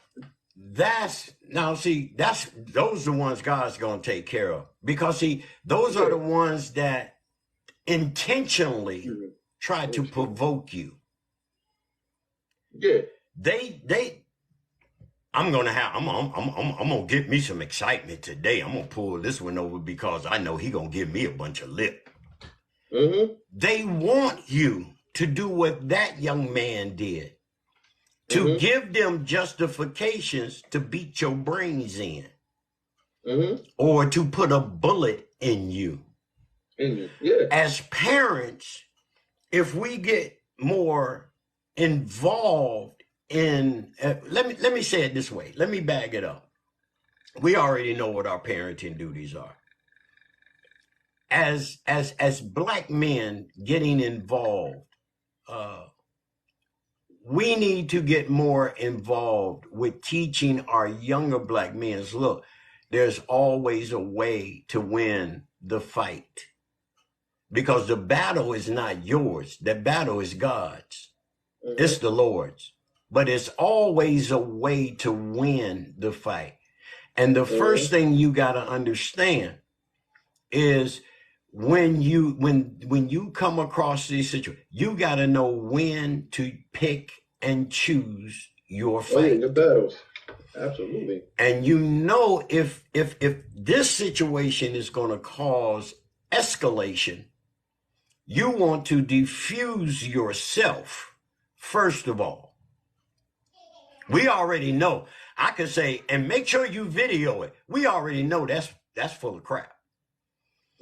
Because video evidence versus their video evidence ain't gonna match up. And their video evidence gonna get in and yours is gonna get kicked out. But society already knows the truth. And it's a lot of battle on Capitol Hill going on about that, to get to the Supreme Court to make a public video more overseating than the video cam, because see, that cop can turn that cam off and turn it back on at whatever segment they want to. So but the bottom line is, I get what you're saying, because it's like, when you in those situations, like if a cop came to your window and said license and registrations, that's the first thing they ask for. Exactly. License and registrations. Now, off rip, the fact that they asking for that, me personally, I'm gonna kindly say, well, okay, sir, what did I do wrong? And depending on how that cop respond, I understand the situation. But even then, it's almost as if, like, we got to learn more to humble ourselves in situations. You know what I'm saying? It's not about who's right, who's wrong, but understand I still know my rights. That's what, right. Like that's what it. So here, you're gonna take this little piece of paper. You know what I mean? And you're going to go back to your little squad car, and you're going to find out that everything about me is legit. Now, if you find any drugs in this car, you put it here, because I know I don't do drugs. I don't smoke weed. I don't have any paraphernalia in my car. There's no weapons in my car. So if anything pop up in that nature, and that's the scary thing about it. And I think, honestly, Pop, is that's the scary thing. That's why I think a lot of young men stick up for themselves the way they do, because cops aren't not all. I'm gonna tell you, I'm gonna be honest. There's not a lot of good ones out there. Yeah, no, you know it's and like you said, if they feel like they want to press you, they gonna press you.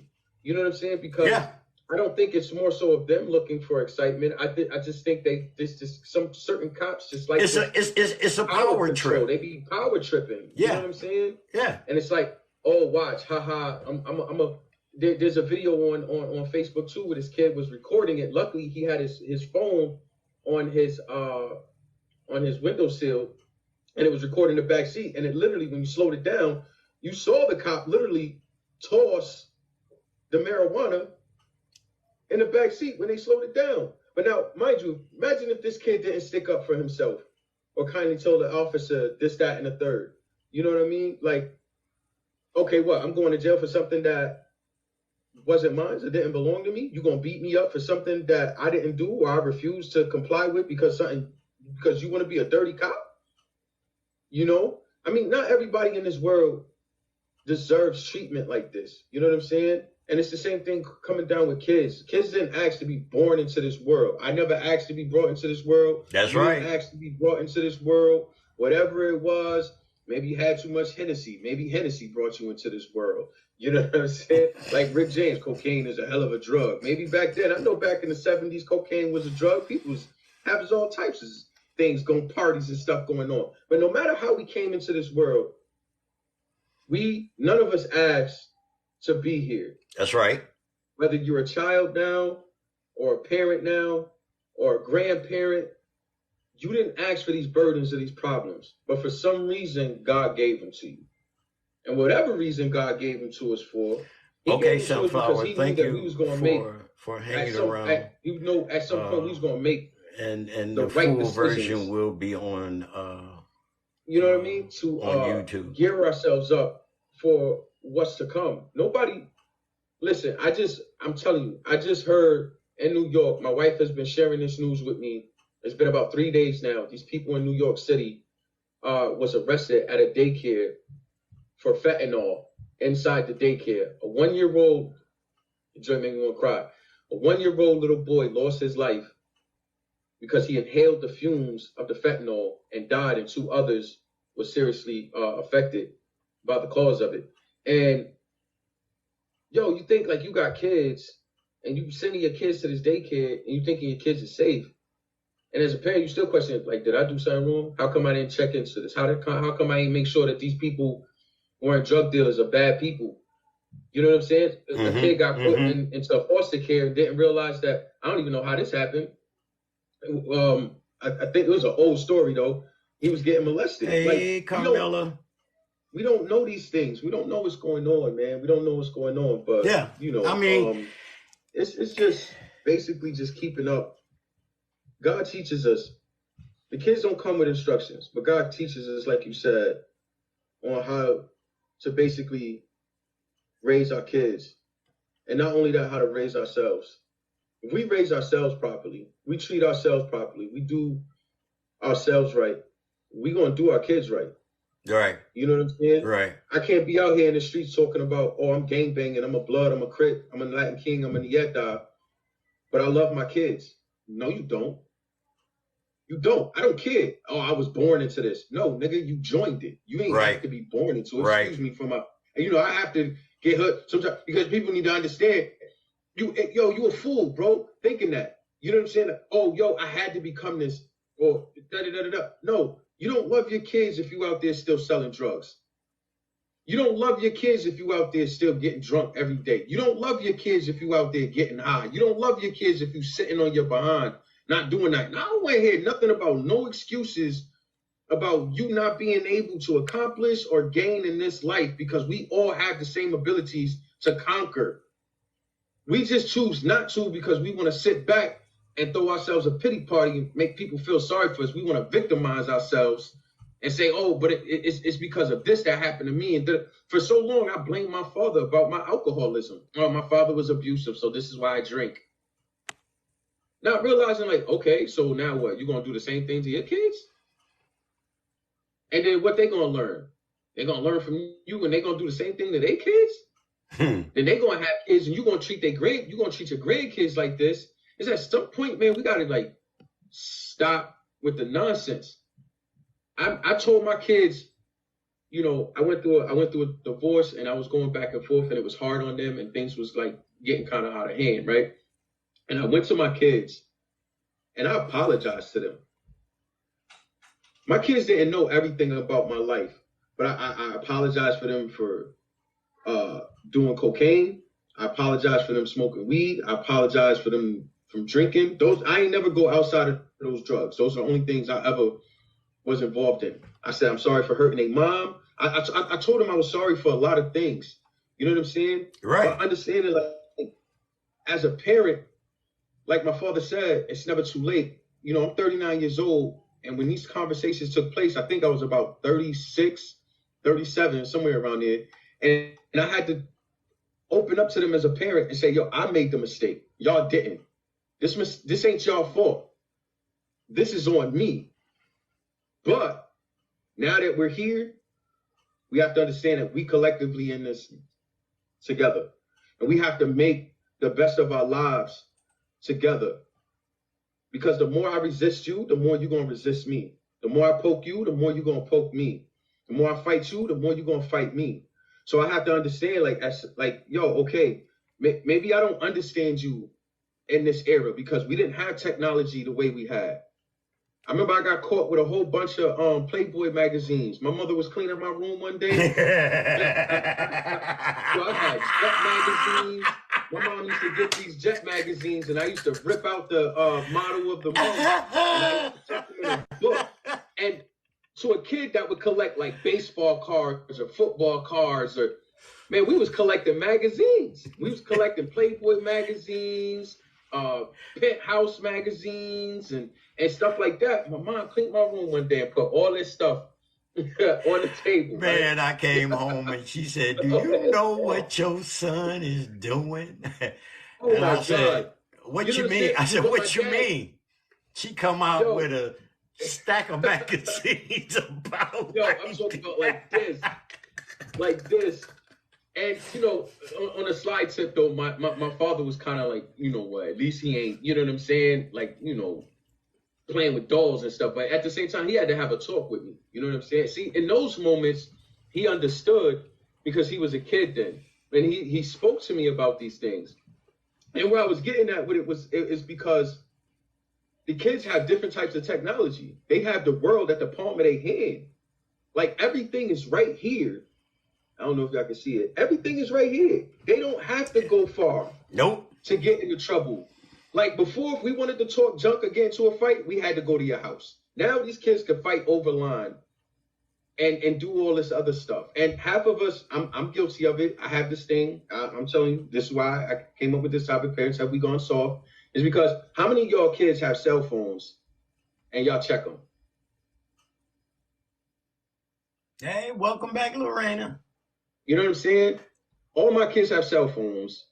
And I told myself, this is the most dumbest thing I ever told myself, I'm going to give my kids some privacy.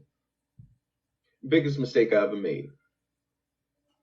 Because in our house, when we was coming up, we didn't have cell phones. But I dare you to close that door. Close that door if you wanted to. I bet you they kicked that door wide open and said, excuse me, ain't no closed doors around here in my house. You ain't got no privacy unless you changing your clothes. Other than that, doors had to be open. So half of the time we was always sitting back thinking about how did we get away with half of the stuff that we did when everything was exposed to our parents. They saw everything. Well, at least they thought they saw everything. Or maybe we thought they saw everything and they didn't, but they did. Like y'all was a little slick. Me and my sisters couldn't catch everything. Girls, and we held it. We pretty much held it down the best that we could. But what I'm saying is, parents, don't beat yourself up. You know what I'm saying? To the point to where you beat yourself so down that you lose yourself as a parent. Know that even as, I said the other day, it takes 10,000 hours, you know what I'm saying, to conquer or become great at a craft that you're doing. But leadership, there's no amount of hours for that. Good leaders fail. Good leaders get back up. That's what being a parent is. You are a leader in your home. And to y'all mothers out there that's parenting singly, I know it's hard. You can't be a father to a man, right? But you can still raise your son to be the best man that he could be. Because my stepmother, she stepped in. I call her mommy. She stepped in And she was great to me. She was great to me. You know what I mean? And she taught me everything that I needed to know how to, like, you know, as a man. Although my father, you know, he taught me, but she did that part as well. And she was a nurturer at the same time. So I applaud all the women out there raising these kids on their own with no dads around to help you raise them, and wondering why, you know, you thinking you losing the fight, but you're not. Just keep going. Just keep going and do it to the best of your ability. Because I'm still learning as a parent. I have a whole 6-month-old daughter that I now have to retrain my thought process and say, well, how I used to do things with my older ones, I can't do with this one. Sort of like what Elder Joe said earlier. We learn, we adapt, and we become better, you know? And just take the lead in your homes, man, and understand that you're not a failure. Because there was times I thought I was a failure the devil had me thinking like I was a failure as a parent. Through everything that I went through, you know, with my kids, he had me thinking like this was it. It's over for you.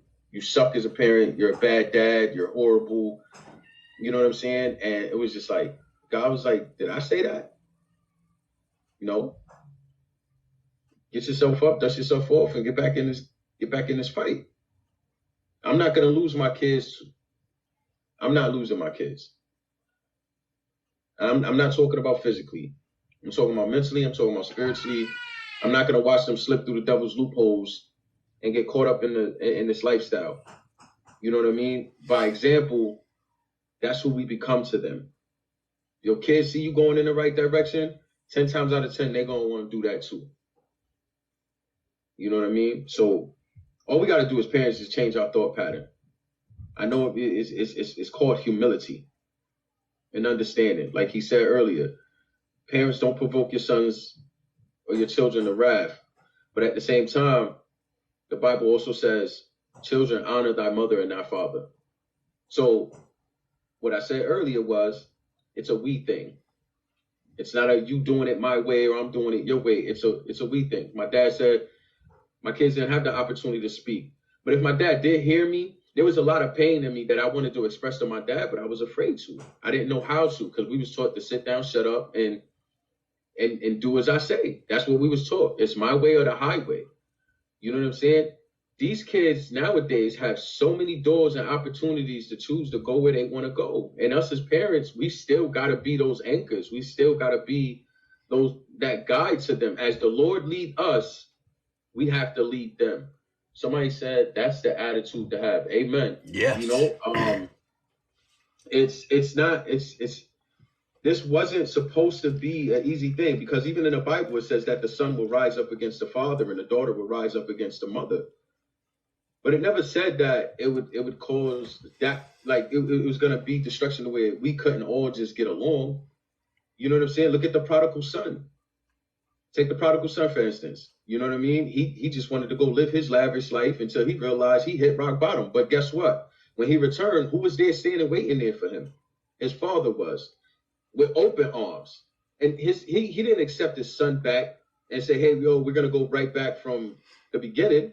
He said, no, we're going to do this, and we're going to do it bigger than how we started off. Threw him a big party, you know? But he allowed his son to go through his process to learn on his own what life was. But in the process of him doing that, you know what that king did? He trusted God the whole time with his son. That's sort of like what my father did with me. You know, when he told me in Hartford Detention, like, son, this is it. I did what I had to do. I'd rather see you here. Hey, what's up, Dio? With chalk outlined around your body, and you not here anymore. I think that would have broke him more. I think that would have killed him more inside, knowing that he lost his son to gun violence or some type of criminal activity. Oh yeah, he's out there fighting, doing his usual predictable Jamal, right? That's what he does. This is my son. And everybody would go to my dad and be like, yo, your son out there acting a damn fool. You think my dad came and said, hey, son, people out here telling me, no, you know what he told him? God got him. He all right. They used to say a hard head make a soft, you know what? You know what I mean? And believe me, it'll get soft enough for them to turn around and say, you know what, Mom? You was right. Now I get to say to my parents, you know what? Everything that you was teaching me as a kid, you was right. You was right. I was wrong. I was wrong. And one day my sons are going to come to me and my daughters are going to come to me. They're going to say the same thing. They're going to be like, Dad, you know what? I was wrong. You was right. But it's not for us to gloat or make them feel bad about it. Actually applaud them. Give them the gratification. Like, let them know, like, okay, I'm happy that you finally figured it out. It didn't kill you. It made you better, because that's all I wanted for your life. That's all, that's all I'm going to say. When he did that, that's when I gave him his proper introduction to parenthood. I said, welcome to parenthood. Because that's, I mean, sometimes it takes hard lessons in order to give. There's nothing wrong with tough love. God gives us tough love every single day. Can I answer Ash? I don't know if I'm saying it right. Ash Slave 7. Andrea. Let me say something to you. I don't know if you're referring to me saying, a hard head make a soft behind. I don't know what you referring to, but I would like to say this, and I would like to say this respectfully. Whether you're a believer or a non-believer, life repeats itself many, many times. And it's going to repeat itself until you learn what it is that life is trying to teach you. I had to beat my head on brick walls to understand that. Like, this brick wall is not moving. I'm just going to continue to get knots and splits on my head until I learn to walk away from this wall. Beating my head on this wall is not teaching me any lessons but the fact that I'm just abusing and hurting myself. And sometimes that's the hardest thing to do as a parent, is to walk away from a child that you brought into this world and that you love so much that you have to sit there and say, you know what? Hey, look, I can't keep kicking the rocks here. I'm just hurting myself. You know what I'm saying? And we all want the best for our children. I know that. And I have so much living to do. Like I said, I'm raising children and I feel like I'm still a child myself. I'm very immature when it comes to my kids. I'm sorry. My kids will tell you, like, they would think like I'm their homie or their best friend or something. And then sometimes I got to get in my stern ways. But I'm not your friend. I'm your father.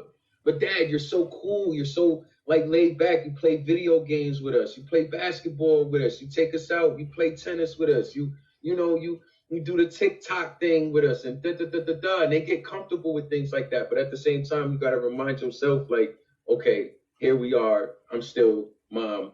I'm still dad. Yeah. And here's what Andrea was saying is, see, she's in my millennium. We baby boomers. I understand you. We baby boomers. And what she was, we better not open, when our parents spoke to us, we better not open our mouth. Cause you open your mouth, go ahead, if you want to. How many sore lips you done had, Bubba? That's why I got big lips now. Permanently. That backhand would come so fast. Did I tell you to speak? Yeah. Sit your tail down and listen. That's what we went. That's how, it didn't break us. It raised us. It raised us. We've been there. We done that. And like I said, it takes a village. And when we had, and you know yourself, when we had the Pool of Bethesda and we had that village concept and we were running with that, you know how big the village was at Pool of Bethesda. And this is what's going to happen here at New Vision. That pool, that same concept is going to get. She said, "Yo, for real, it be like that. You like, all right, that's just too much. TMI. Exactly." My son was just telling me. I said, "Yo, you can talk to me about anything." My son came to me. He said, "Well, Dad, me and my girlfriend got in trouble for. I ain't gonna put him out there like that, but it was something crazy." And I was just like, "All right, we're gonna have this conversation." He was like, "But I'm still your son." It was like, "You gotta remember, I'm still your son," because he knew where this was gonna go. But it was like, I just told him, I said, TMI. But some things you want to know, some things you don't want to know. It's like, exactly. That's why I have that issue with going on my kid's phone. Is because as a parent, it's like, okay, if I grab this phone and I go through your phone, I already know I already know. I'm going to expect something that is going to be of my disapproval in your phone. So why am I going to set myself up to come at you in a way that you know, like, you're not going to like? This is why I tell them, like, listen, don't let me catch nothing on your phone. If I see something funny on your phone, we're going to have a problem. You know what your great grandfather said? If you want to know something, start dipping in and searching, and you will find some things you don't want to go into, because see, it just might ruin you. You know, something. And it's like, see, this is the reason why we never involved you kids in any of our conversations. We kept y'all in the kids' place. Facts. See, and that was part of that training. Is because, see, we were taught kids do not get into grown folk business. That's it. What happened? What changed is this younger generation started dressing alike. I didn't care whether they were parents or you know, I mean, I'm glad to be 66 years old. I'm not regretting one moment of it. I appreciate, you know, being who I am. But see, you got too many of men out there wanting to live the 20s. Baby, the 20s is gone. You can't go back there and try to dress and try to act like these. Your niece best friend was killed a week ago by her boyfriend. 22 years old with a 13-year-old child. Jesus. And because she was with her peers, he snuffed her life. He took her life away from her. The heck was see that goes to what you were saying.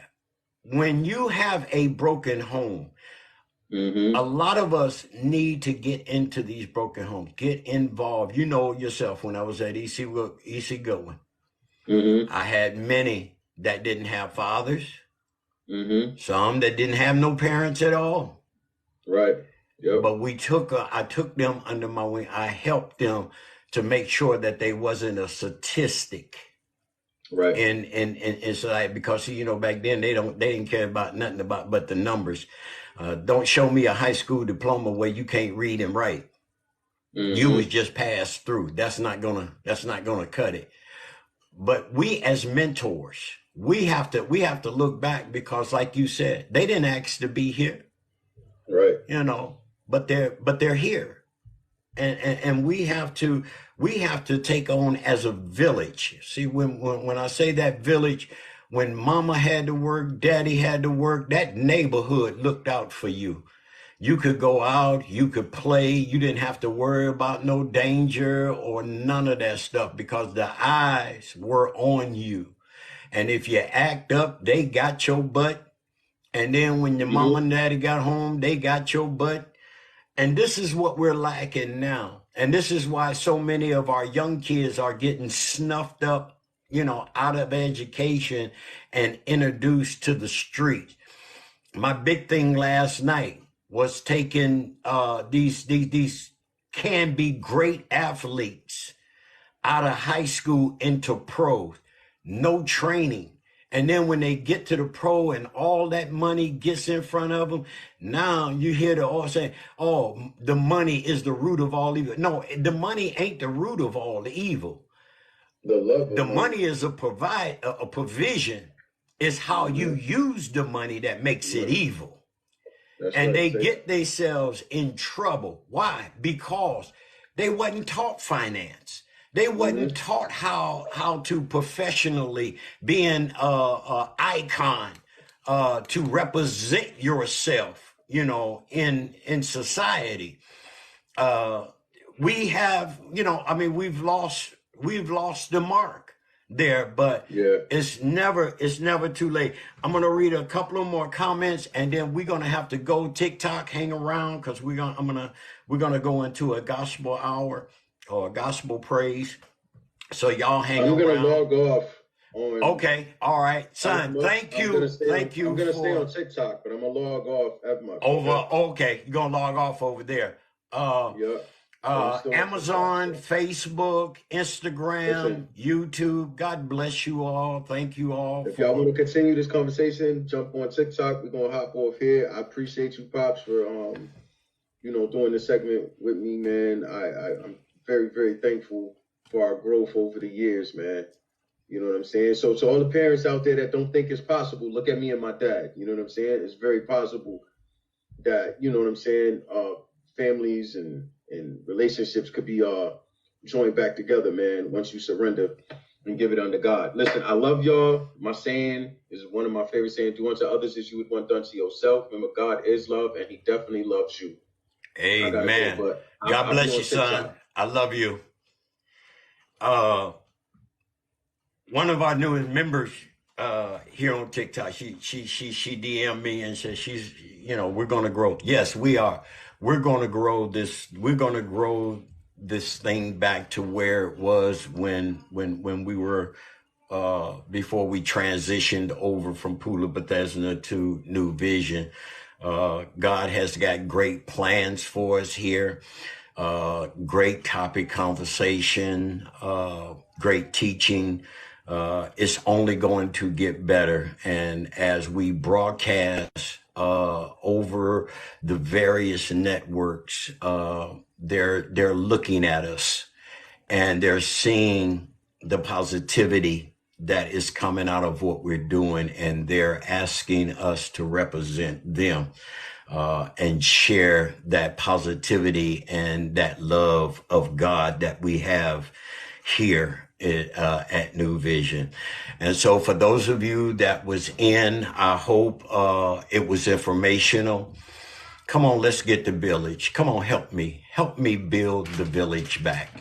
Help me to reach out. When we had the village at the Pool Bethesda, we had everything you needed right there under the umbrella. We had financial advice, we had counseling, we had coaches, you name it.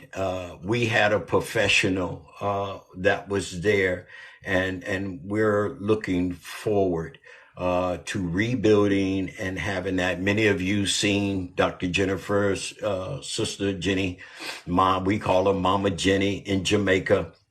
You heard from our brother from another mother, Anthony, down in Australia. We had Mama Jenny is wonderful.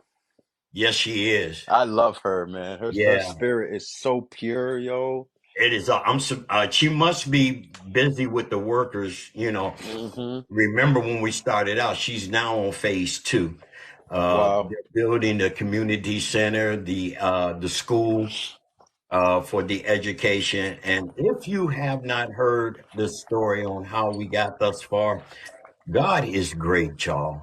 And even though I'm here in good old Southern Georgia, she's all the way over in Jamaica. Man, God works. He works. And we are so proud of the achievement and the things that happened that came forth from the village. I want her to share the other story. We had one of the young ladies who was in an abusive situation over there, and we rallied together here and we got her out of that situation, and she's doing great now. She's got her own job. She's raising her brother. She's not raising, but she's taking care of her brother who is mentally challenged. I don't know. Forgive me if I'm using the proper term, But we had some wonderful and great things come out of the village, and we want to bring the village back. I mean, it was such a wonderful thing, and all we do is we just believed in one another. We loved on one another. We didn't accept anything but the word of God from the Bible, and we applied it, and we just supported one another, lifted one another up. That's what we're all about, and that's what God is all about. And when we do it God's way, can't nothing stop us. Can't nothing defeat us. Amen. So thank you all. Thank you for those who sent gifts. Every gift goes back into the ministry to be able to build the ministry and to be able to reach out and help those that need help. God is just marvelous. And I know the people that he sends to us, amen, he sends for a reason and for a purpose, amen. I mean, we had the secretarial, I had a whole administration team, let me put it that way. And it was great. And God said, worry not, because what man tore down, he's going to rebuild, amen. And I'm so grateful to those of you who started following us and who has been faithful and open. We just getting started. Stay tuned. Oh, tell me about it. Now, this thing, God says it's worldwide, which we were at that point. We were just about to hit it, but Sunflower and all them, they can tell you. And we hung in there, and we remained faithful, and we remained steadfast. So with that being said, I'm going to switch over. I'm going to sign off on VMUX over there with you guys and with Instagram. God bless you. Remember what we always say: if God can't go, don't you go. You guys be blessed until we see you again. Amen. Thank God. Thank God. You too. Not you too. For the questions that was asked, this will be on YouTube. It'll be in our podcast archives. So you can join us. You can join us there. I mean, you can go there. Elder Joe Smith.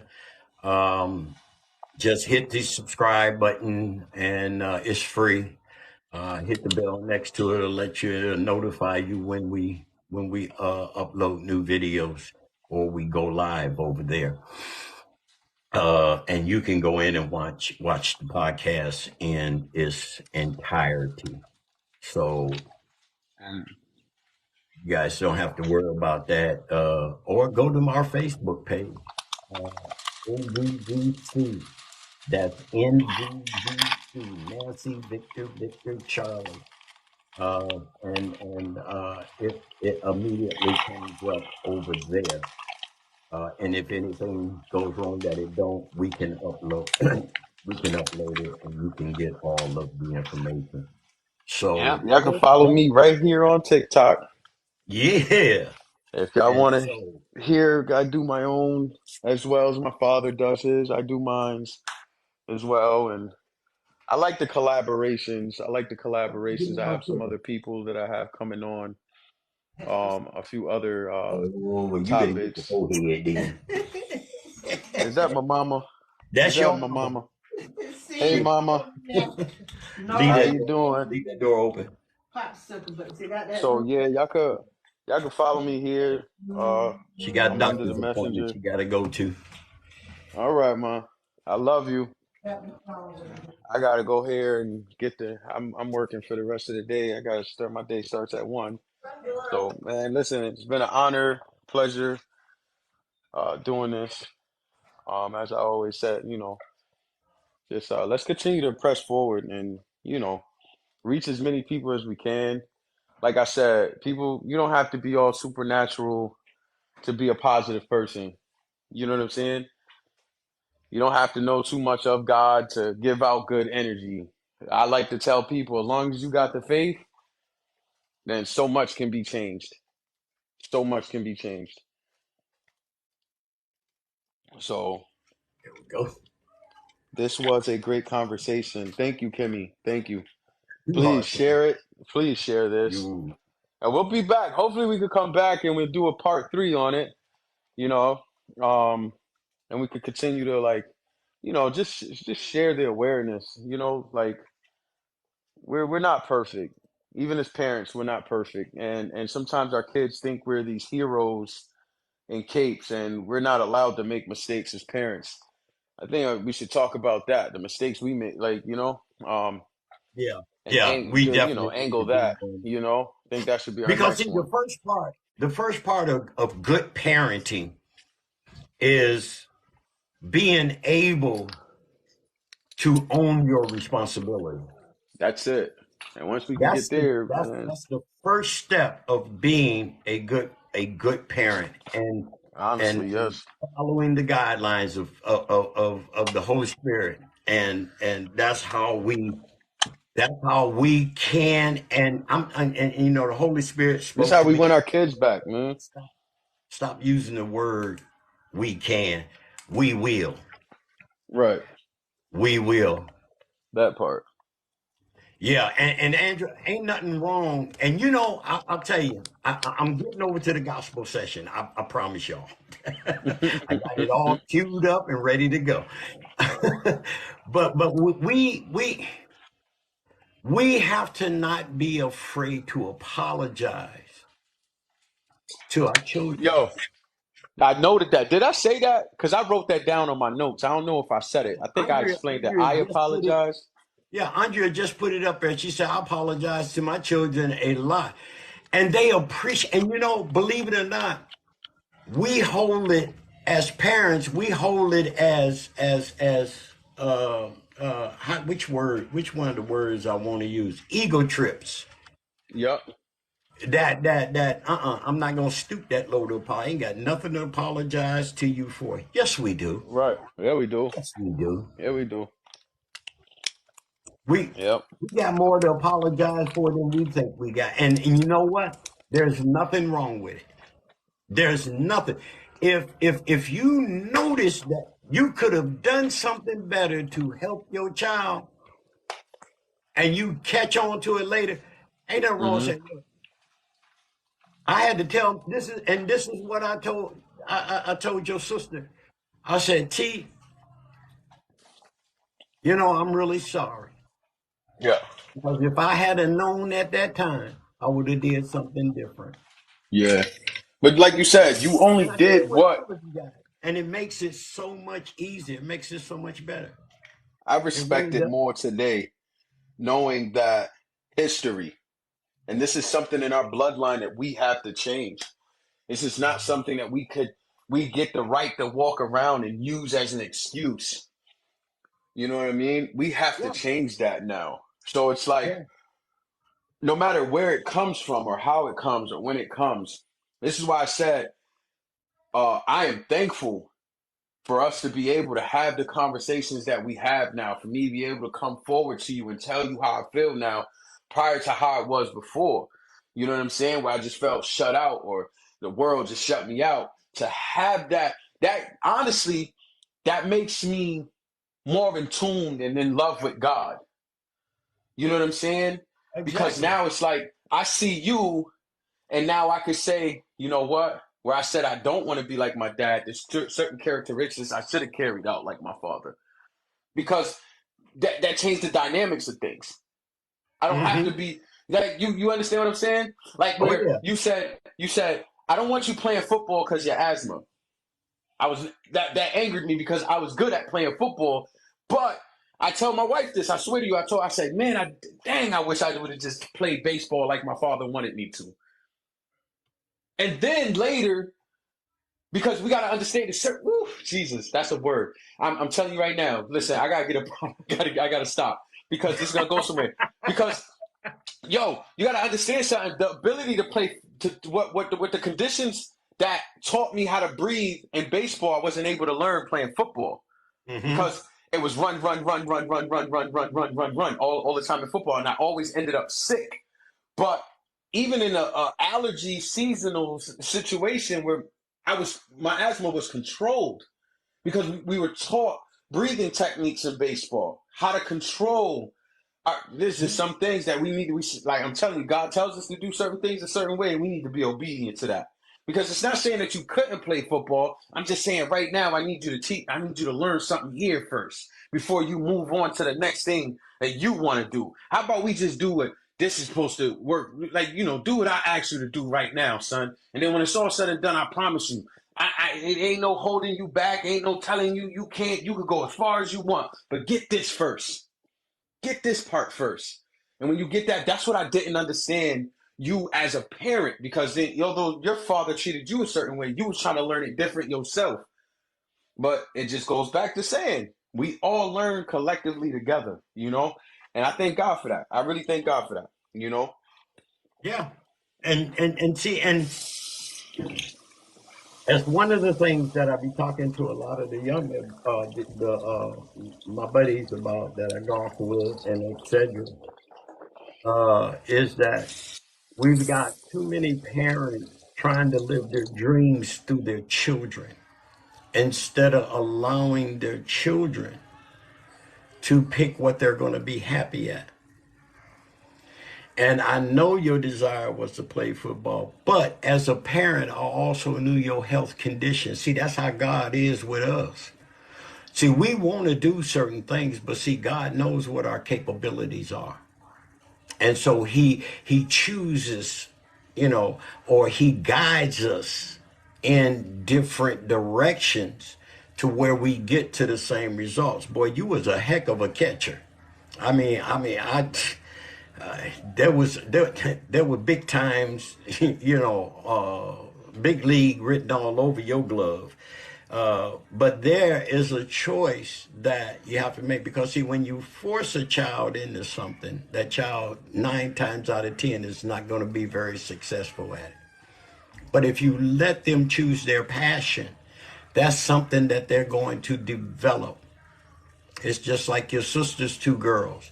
Their passion is soccer, and both of them at their young age, they're very good at what they do. So it's some things as parenting that we can still learn and make things better for our next generation, because they're going to be the leaders. They're the future.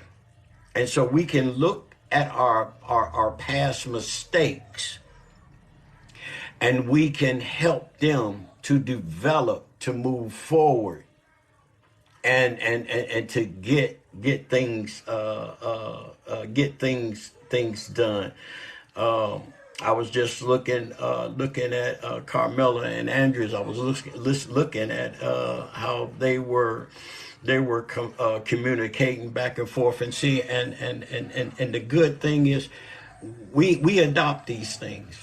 I don't care what laws the society makes. I don't care. The only law I care about, and as Sunflower says, the breaking news is, but God.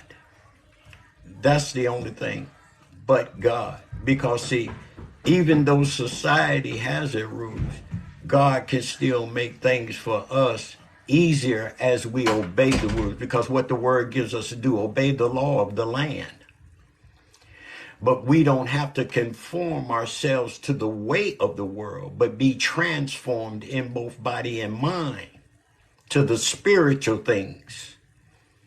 And when we do that, we conquer. We conquer, because there's no way they can touch it. You see what your niece did? She come and close the door to the office. I know she up to no good. Yeah, that's what you know. But That's how you know. we will entertain this some more, and I know we're praying that on the next one that we have an awesome time. Those that was with us last night, go to YouTube And remember, we were talking on last night. I told you I was going to get you the pastor's name for last Saturday's Saturday sermon with the First Lady. And the series that she picked a series. This young man carried a 3-part series on forgiveness.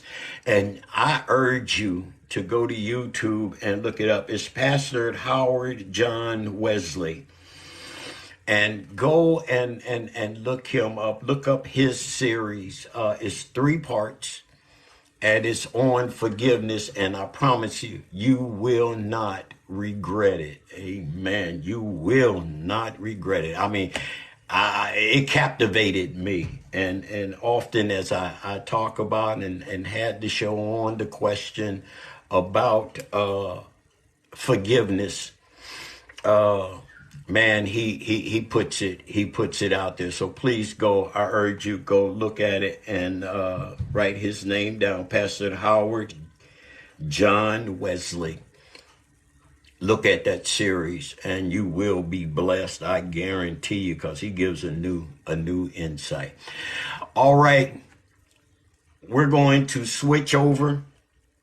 God bless. God bless. God bless.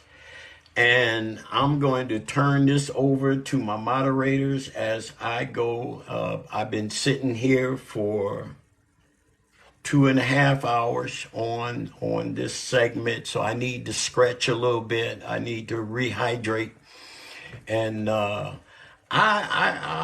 gonna let them take Go over. drink some coffee. Yeah, I done already had 2 cups of those. Go get some coffee. I'm- Yeah, Yeah, I got a Starbucks can in my back pocket right now. there you go.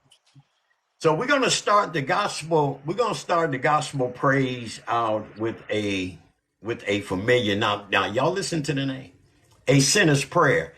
Now watch what happens when you hear a sinner's prayer. Andrea, many of them think one way, but I got a treat for you this afternoon. And this young lady, and Andrea, are going to tell you as soon as I hit the button. She's going to tell you who it is. And I'm going to let her bring us into our gospel hour with several of her selections that I hope you enjoy. Amen. And after I get stretched out and get rejuvenated, I'll be back before you. Amen. So Well, I'm God logging bless off, you Pop. all. I love you. I love all I you love you guys. Thank too, y'all son. for tuning in. Listen, to everybody in the comments, I truly appreciate your participation and opening up and keeping it 100. You know what I'm saying? That's the only thing we have in this world is keeping it real with ourselves. You know what I mean? So let's just keep praising God and giving God the glory. Amen. Y'all have a beautiful day. I'm gonna tune in and listen to this worship. I'm out of here, man. Amen. A sinner's prayer.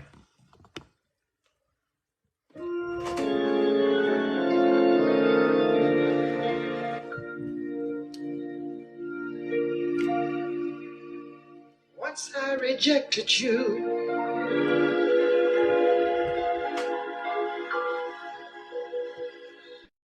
oh, I never expected to